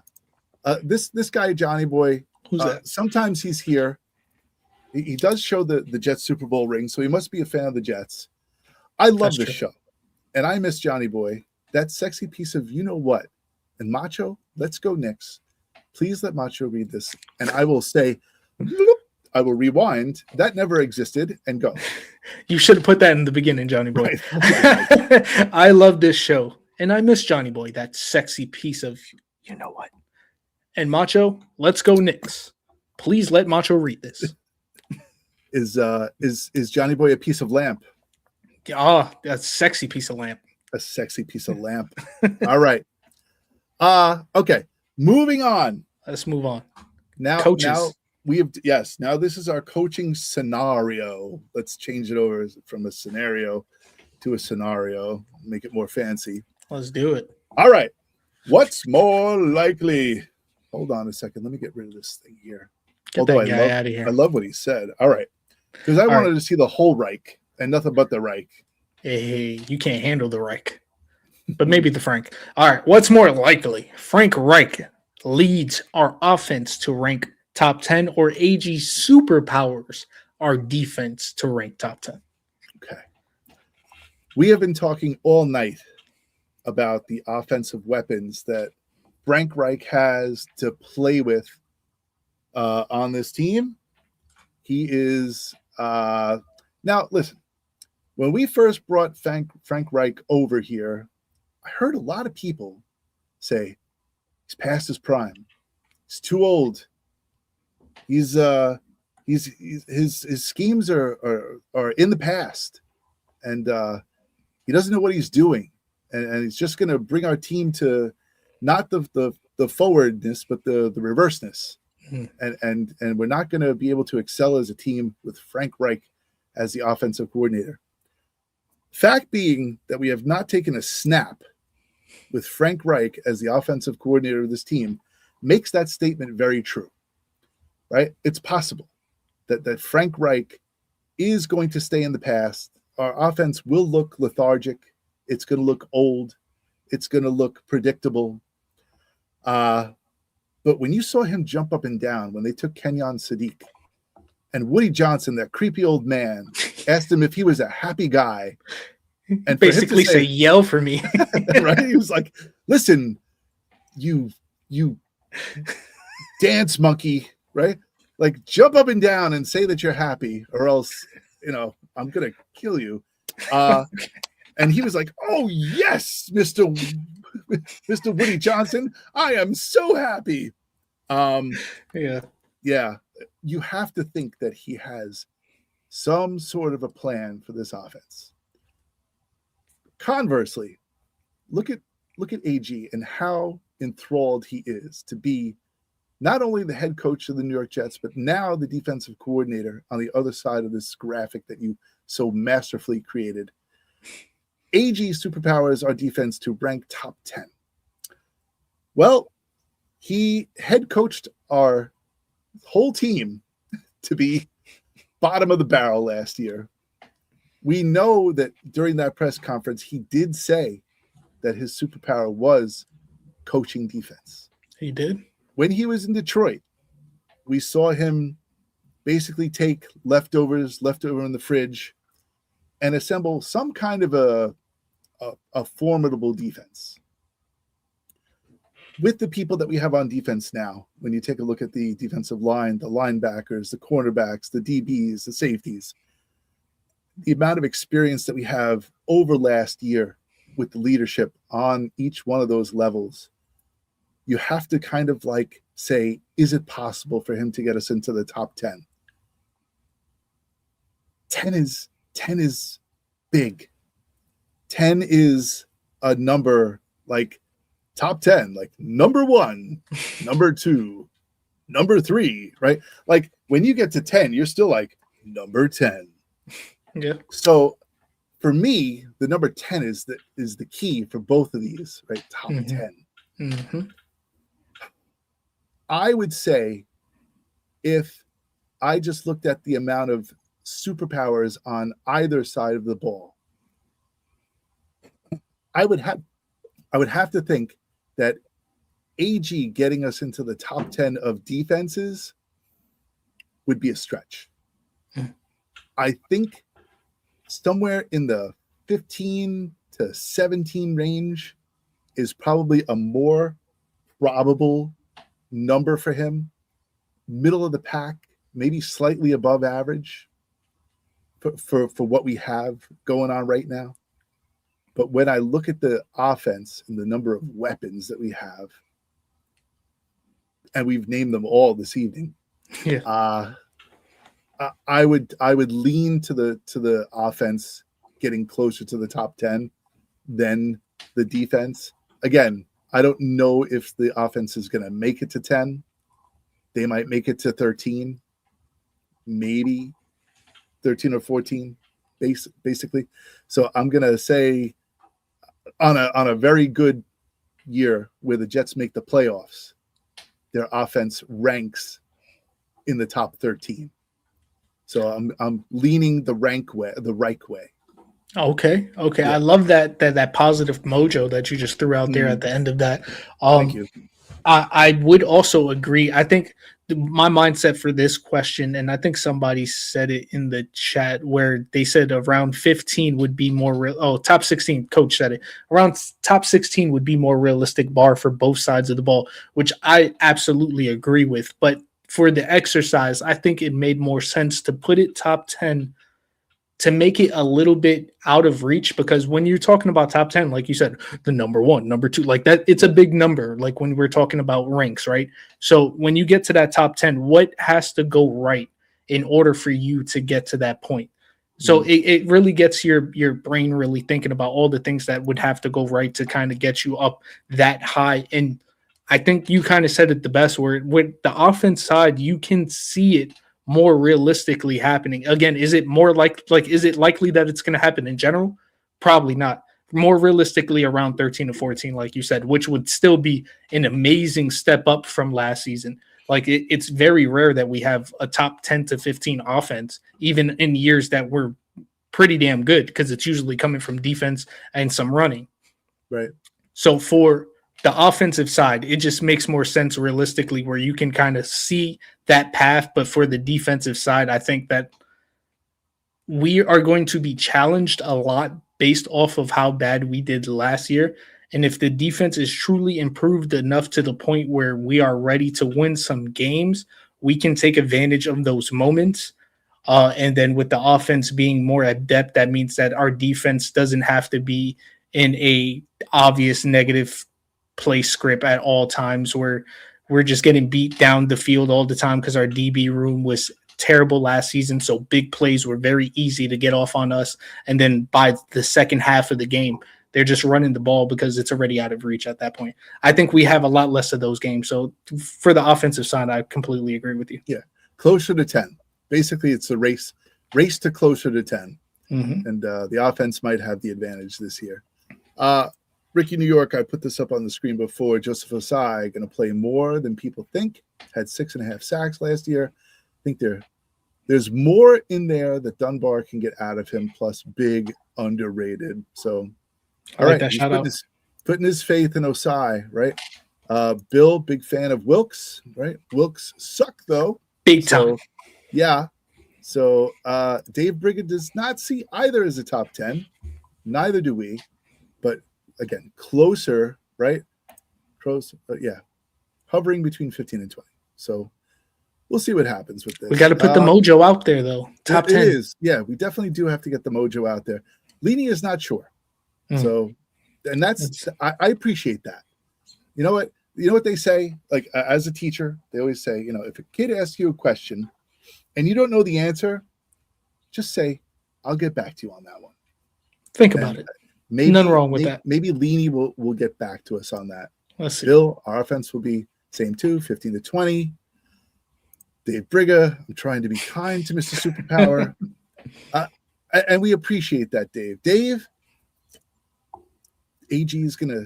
I'm telling you, he's gonna open some eyes this season, and it's not gonna be opening eyes like in holy crap, what the hell did he just do? It's gonna be like, wow, I didn't even think he was capable of that. So you know, Billy says, but if you have a number 14 offense and number 17 defense, that's a playoff team. Exactly, Billy SBC. Ding, ding, ding, ding. Ding, bing bong, or ding dong, or what was the thing that we bingo bango? Oh, bingo bango, right. That's it. Right? Leany gets the bingo bango in there, right? This guy says, I would take out dependence top 10 and the offense in the top 15. All right. He's obviously drinking. Don't think either will be in the top 10, but the O will be ranked higher. Okay. Listen, Leany, the O is always ranked higher. Okay. The O, in my book, the O is always ranked higher. Ranked higher than the D? You know what? Sometimes you need a good D to get a higher O. In order, the path to a great O is a great D. Yes. There we definitely, go. Definitely. I respect Reich's offensive mind. Got to get the most out of the QBs. Should at least push entirely new system in middle of the pack against elite defenses of the AFC. And that's true. We do have some very high-powered defenses that we will be going up against. Denver, right, being one of them. Right, we play Denver again. We always play Denver. So, it's like every year we play freaking Denver. Are we playing the Rams this season? I hope not. I hope not. Let me check it out. Yeah, I think we do. I think we play the Rams this season. And survey says Rams. I am not seeing the Rams. Okay. Chargers? Definitely the Chargers. Yep. Yeah. All right. So, yeah, those are the types of teams that, you know, you don't want to face them. So, yeah. Ayo, says Bill M. All right. Yeah, we do play the Chargers. Mm-hmm. All right. Mm-hmm. No Rams, though. So those are the types of defenses that we might have some trouble with. And that was thanks to Macho and his brain and his idea for the show. That was what is more likely. So thanks, chat, for chiming in. Yeah, hell yeah. Made it way more fun. It really sparked it up nicely for us. We heard about lamps. We talked about D's and O's and all those things. I will right now take the. I'm going to copy the link. I'm going to put it into the chat over there on the YouTube. If I could get to the YouTube, let's do this. Whilst I do this, let's play some. Let's hum a tune. Oh. Right.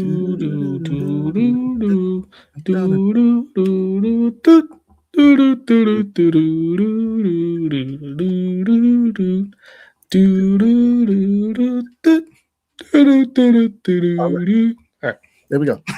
It should be going in right now. Pardon my singing. We got it? Let's spin the message. All right. So there it is. Link in the chat. If you wish to participate in our little tiny show here, you can call in if you like. Voice your opinion on our scenarios, whether you agree, disagree, slightly agree, slightly disagree, or come up with your own scenario and pose it to us. We would greatly appreciate that. This portion of the show is sponsored by Jets Worldwide Mojo. Bring the mojo to the Jets this season and let us go to the playoffs, because that's where we're going. I truly believe that the Jets will be in the playoffs this season. And Aaron Glenn, being our defensive coordinator, will get us close to being a top 10 defense. And we have, of course, Coach Glick enters the realm. Coach, how's it going? Welcome to the show, Coach Glick. Hey, fellas. Great show. You all make a great team. What was the other guy's name again that used to be here? John. I think his name is. So it's Jeff. Is it John? Yeah. Jeff. Oh, something like that. Jeff Lamp. Oh. Perfect. Hey, I'm pumped. 86 days. 86 days to Tennessee. I am literally counting the days. Every day I cheer myself up by looking at one less day on the counter. I don't know if you all are as insane as me like that, but it is making. Oh, who? Johnny Boy. Whoa. Out of sight, out of mind. Yes. Hey, on your who's the most valuable or we can't live without, if we take Geno out of that discussion, I think Demario Davis is the key. I think he's brought in to like connect the front end and the back end. I think his leadership, you can already hear it in the interviews that have been going down with some of the players about how he's pulling them together. I love that vibe. I love that this dude is back, bringing not just the physicality and experience, but the leadership on and off the field. And we can keep. We're 86 more days. We're going to talk about his leadership. I have a feeling, but I'm really excited that he joined the Jets, and I hope we do him proud, and they do themselves proud by sending him off at the end of near the end of his career, healthy, like hoisting something in the air, like being a part of the parade that I'm flying in for. Like I'll book my ticket right now. It's not that. Yeah. Lombard or something. Okay. Yeah, those are my thoughts. Like I think Double D is the key. You lose him, we have problems connecting the front end and the back end. And you all didn't mention a single person that could step into that green dot role that I'd feel comfortable with. 100%. His biggest impact is not just what he can do on the field, like production wise with his stats. It's what he can do with his mind, what he can do, like you said, with his impact, what he's doing with the players, not just on the field, but off the field too, being able to coach them up, being able to take that leadership role to heart, where some of those people just put the C on their chest and they're not really leader types. They're just pretty good at their job. But Demario Davis, that easily, outside of Geno, who just happens to play the most important position, easily the most important player in our team. Who was captain of the defense last year? To me, it was Harrison Phillips, and he came in halfway through the year. I can't believe I don't know it. That's the funny part of the question. Like I can tell you the most obscure Jets facts, but I don't know. Yeah, because why? Did we trade him? No. Do we trade him? Like was that Quinnen? The captain of the defense? Well, I'm pretty sure Quinnen had to be one of them. Who was the captain of the special teams? It was McCrary Ball. Yeah, it was Marcelino McCrary Ball. But who was the captain of the defense last year? So for the captains, it was Jamie Sherwood, Quinnen Williams, and McCrary Ball. For offense, AVT, Garrett Wilson, and Justin Fields. So 3 useless leaders. Yeah. We didn't have captains, basically. So we have adults in the room now. We have Minkah Fitzpatrick. We have Demario Davis. We got Geno Smith, who is, a grizzled veteran, So we do have some guys. We do have some men in the building. So I'm hoping that it's enough to get, some leadership, some locker room like camaraderie with the team. To show people, what men do in the locker room, to show people what men do on the field. I have nothing but high hopes for this team. I really, I want to phrase a question to you guys. Do you guys feel the same way you felt like when the offseason started, your expectations for this team for 2026 versus your expectations for the teams today? Like, has it moved a lot? Is it kind of the same? Like, how's that moved? Coach, you're a guest. Okay. All right. Great question. I was pretty down at the end of the season. Disappointed, really. I thought I overreacted rated our players and their ability of the current previous coaching staff. I'll tell you that the shenanigans in the coaching rehires felt weird, but the way that AG talked about the process and the fact that he was like, I'm not gonna go quicker and cut the process out. Now that I look back on it, like I think that is the right way to do everything. And I am an AG supporter. Trash me if you want. From his playing days to his ability and what he's shown in his prior stops. And I like his attitude. I think he is the right guy to lead this team. I think he would give the middle finger to Woody and be like, get out of this room, go away. I think he is that kind of guy. I think that's what we need. So when we're talking about that first part of the offseason, awkward, turned out great. We'll see how it goes. The Dunbar, the every Reich. I feel good about some of the young and old, and I feel really good about the free agent class, the trades before the draft. I feel amazing about the draft class.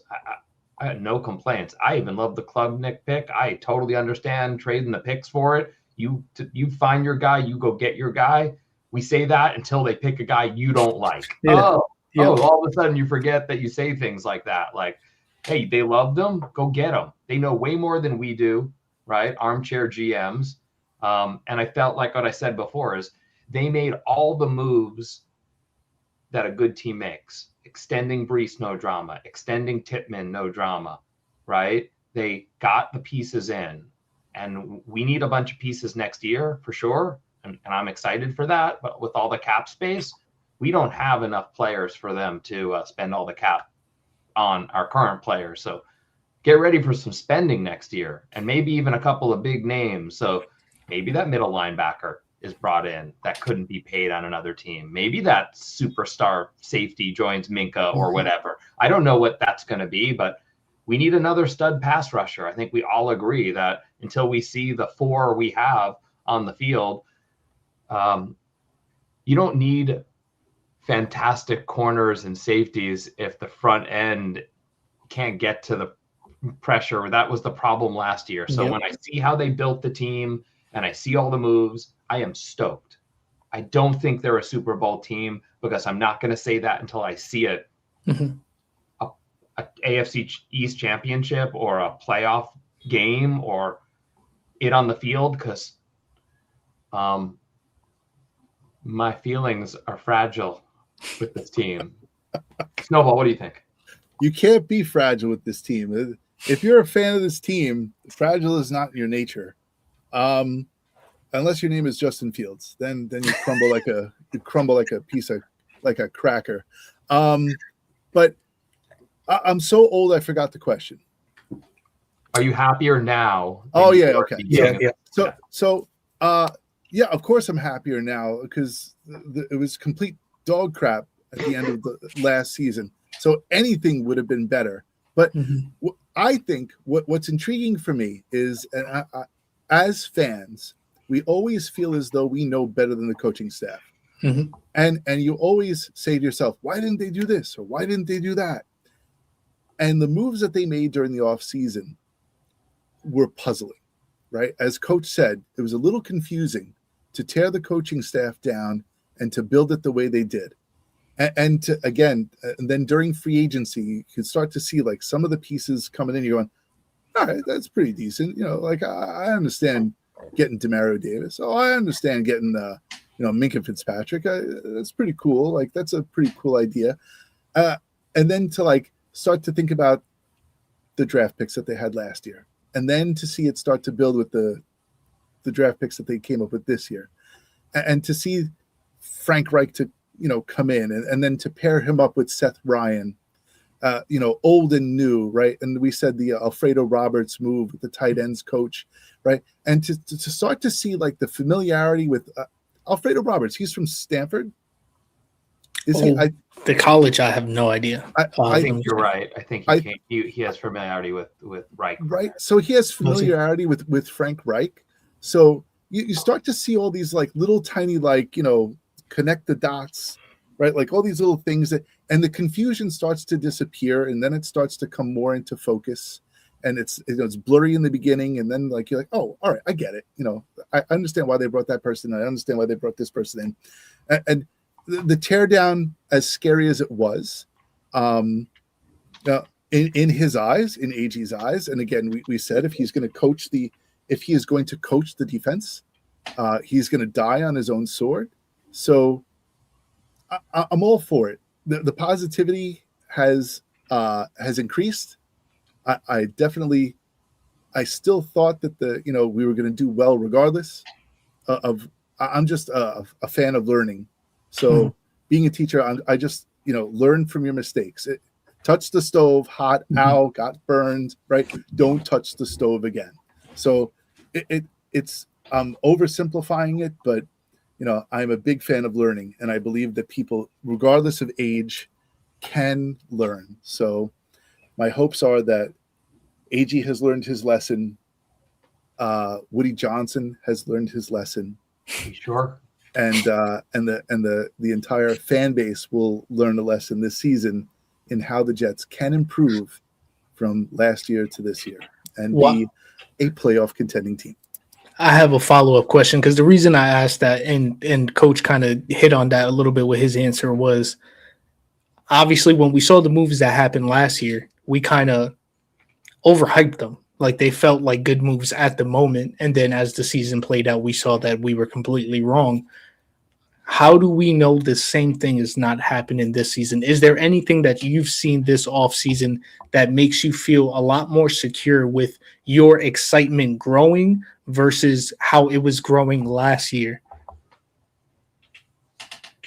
Outside of the tape of the rookies and the previous experience of the free agents and trade targets that they brought in, to hear the leadership sound bites, like, did you catch the Jawan Briggs interview on the Jets podcast? Yeah, it's like the dude sounds smart. The dude sounds grounded. Phillips, full off season. That's a Stanford dude. Bailey interviews. That's a Stanford dude. I mean, there's some. Yeah, DeMario sounds good. Like these guys, Minka. I could just keep going. I could. Yes, it's defense, all defense, right? That I'm saying that, but I'm saying that the way they sound, the way they charge me up, that they're gonna call a players meeting. They're gonna self-correct. They're gonna hold each other accountable. They're gonna rally themselves. That's what gets me excited. I didn't feel it last year. I didn't feel that last year. I felt like a couple of Band-Aids, a couple of tiny little pieces. I understood all the signings, maybe not Derek Nandi, but I understood the signings, and they kind of made sense to me, and it just didn't work out. That happens, but cap hell, and we're out of cap hell. Yeah. Let's move on. Finally, we're here today. This is the point that I was really excited for, is like being into this year's free agent mode. That flipped it for me.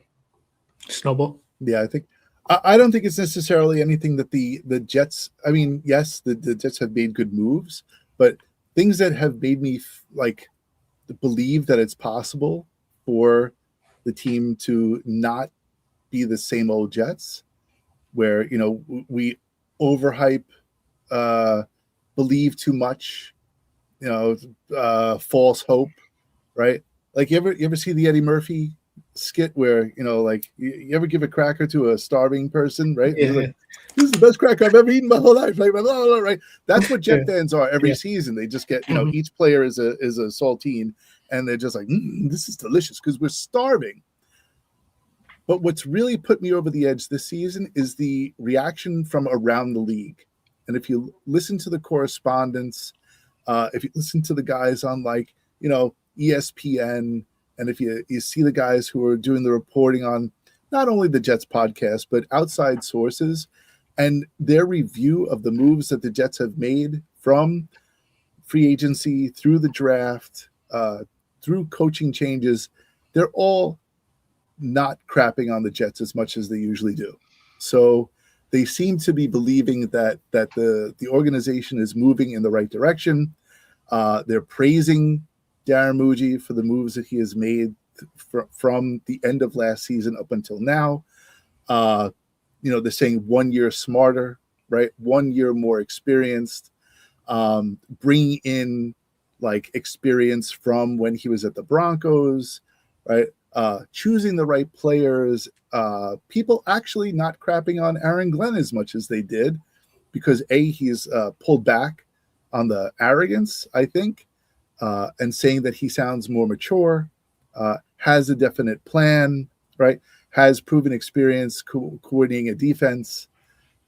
So all that being said, the outside voices are really doing it for me, as opposed to the inside voices, where you would expect the inside voices to just bleed false hope and overhype and all that good stuff. And actually, voices that are not in the building are saying good things about us. So, yeah, that's me. I like it. I like it. Yep. Yeah, I was getting a little nervous because last year I was also getting hyped from some of the moves that we made. But as I look at it in hindsight, it starts to feel like some of that was a trickle effect from the couple of years of success, of kind of success that we had, and hoping that some of that would blossom into going into the next year. Plus the new head coach and the sexiness of getting something new and hoping that it's going to work out. And then the reality hits that all of this is new. It's new to the players, it's new to the coaching staff. But that change of this year, the difference is a lot of that veteran leadership in the players and in the coaching staff that we got this year. So being able to feel like there's people in charge that I trust to get the people that are the most important, which are the players, in the right positions to be successful. And it starts with certain positions, which is the quarterback, the leader of the offense, leader of the team. We have a veteran leader there. Whether you think he's a great quarterback or not, that's up to debate. But just the mindset, mentality, a team player. He's definitely one of those guys that you feel comfortable there at that position. Someone on defense like a double D, like he's somebody that he's not just going to give you everything on the field, but he's going to give you everything off the field as well. And that's something that you need. And then the people that can coach him, someone like Frank Reich, who is a veteran, absolute veteran, someone like Alfredo Roberts, who's leading the tight end room. Like people that have had success in the league, have been in the league for longevity, and then mixing that in with other people like a Seth Ryan, mixing that in with people like a Brian Duker and stuff like that. Billy read my mind, because I was just about to say this. We have not mentioned Musgrave, right? And Dunbar, right? And Banjo, these experienced guys at every level with this team. I mean, it is going to be good stuff, Billy. And I agree with you 100%. I kind of want to end it here because we're on such a positive note. So I don't want a shitstorm to come in here and start like don't mess up the mojo. Right, that's it. Keep the mojo going. That's it. Right. Remember, right? Jets Worldwide mojo, right, is alive and well. So you can go off to Green Bean Island. We're not telling you to go to Green Bean Island. We're telling you to just inherit the spirit of Jets Worldwide mojo, right? And it will take its effect on the fan base and the NFL and the team itself. The only other thing that I have to say to end this is Gino comes to us with a chip on his shoulder. He has unfinished business in New York. He went out on a stupid way, and now he is back to prove everybody wrong. And IK in Impali is not here, so nothing bad is going to happen. He is the chiseled vet that he is. Coach, I want to thank you so much for joining us this evening. Really appreciate your input. It's always nice when you come on the show. You're the best. I'm going to see you in Tennessee. Macho, you coming to Tennessee with us? I'm missing Tennessee, and I'm missing week 5 as well, unfortunately. Damn it. Yeah. All right. Are you going to make it to any Jet games this year? Maybe. I want to. I definitely want to. I'm not going to say no because I want to. You're out where? Where are you? I'm in North Carolina. Oh, you're in North Carolina. Yeah. Okay. Yeah. So it's not too far. Yeah. All right. Where in North Carolina? By Charlotte. By Charlotte. Okay. Right, that's where my uncle's there. My uncle's in Charlotte. Oh, nice. Okay. So I'm in Pineville. Maybe you know it then. Okay. Yeah. Just outside. Right know where it is. Right. Yep. Okay. So listen, if I ever go down there, we'll have to catch up and we'll meet. Hit me up. All right. We're going to meet up at Biscuitville. That's where we're going to meet up. Biscuitville. There you go. Biscuitville, baby. All right. Take it on down to Biscuitville. All right. Thanks, Coach. Thank you, Coach. Appreciate it. fellas. Take You care. have a Go great Jets. evening, man. Go Jets. Take care. All right.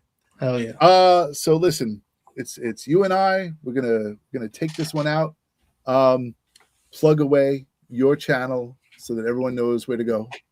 Listen, Macho Talks Jets. We are live every Thursday. I'm with my guys Omar and I'm with my guy Daniel Flores. We talk about all sports. We talk about mostly we keep it basketball, football, and baseball, but obviously we got like the World Cup going. We'll talk about some of that as well.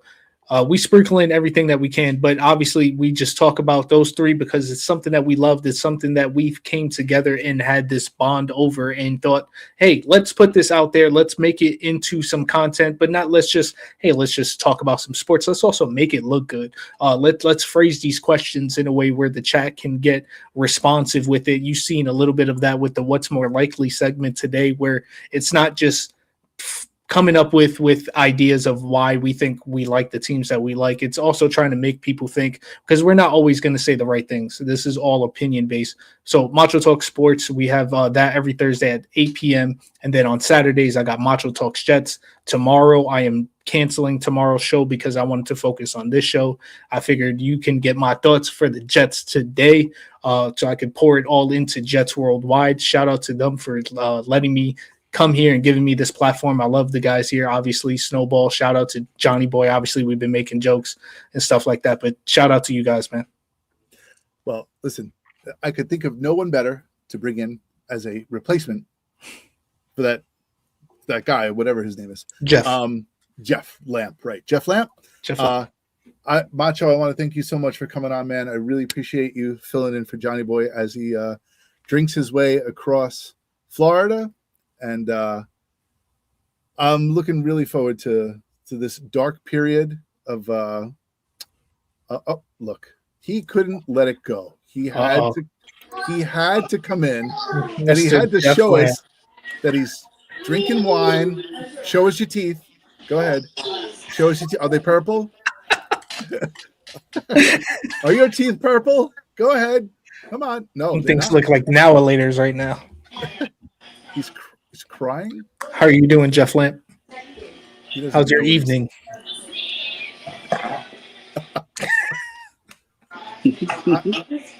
Listen. Hey, this show was great, guys. I really appreciate you guys doing it. It sounded amazing.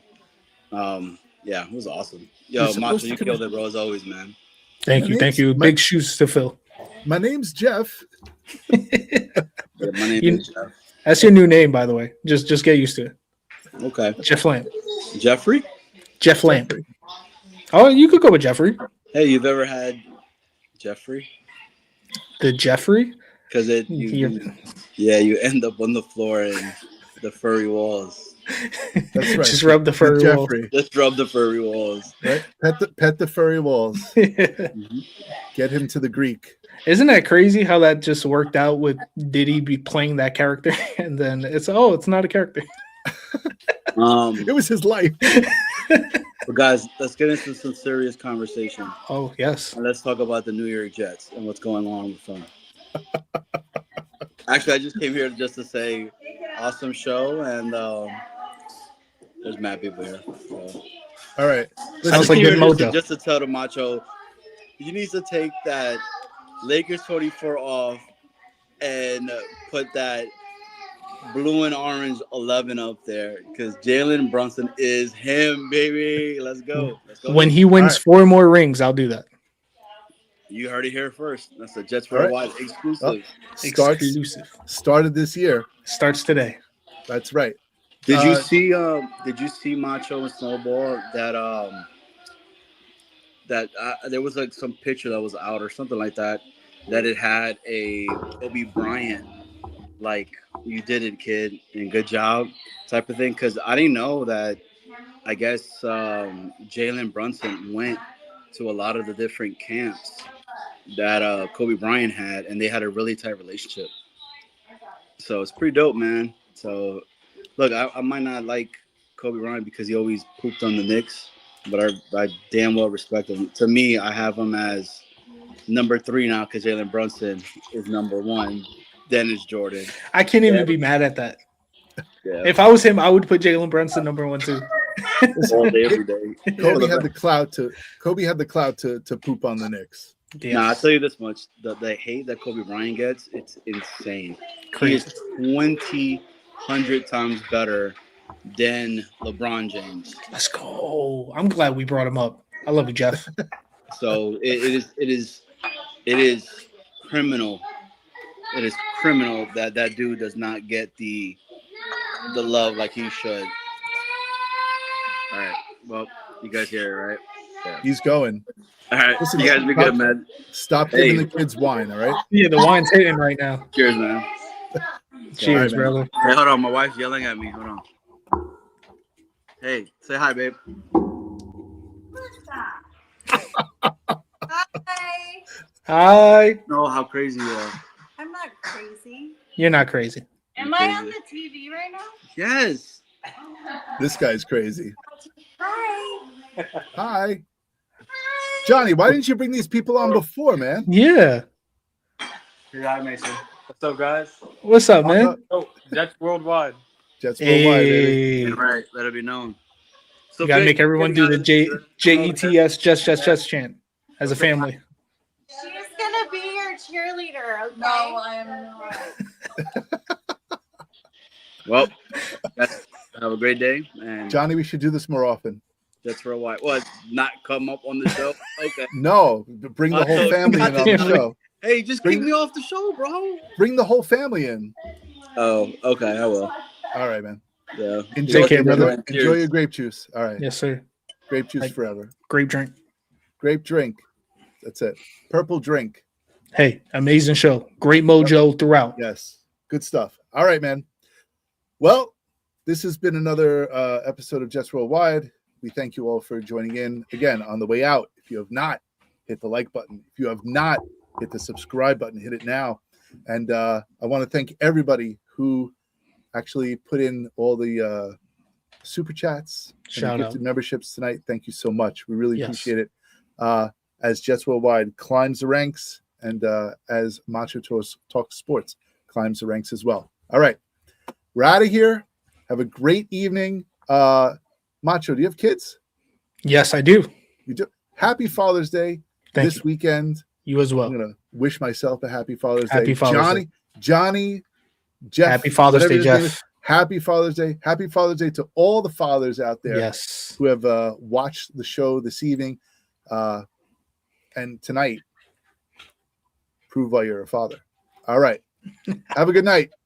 See ya. This is Jets Worldwide. We out. Wide. This is Jets Worldwide.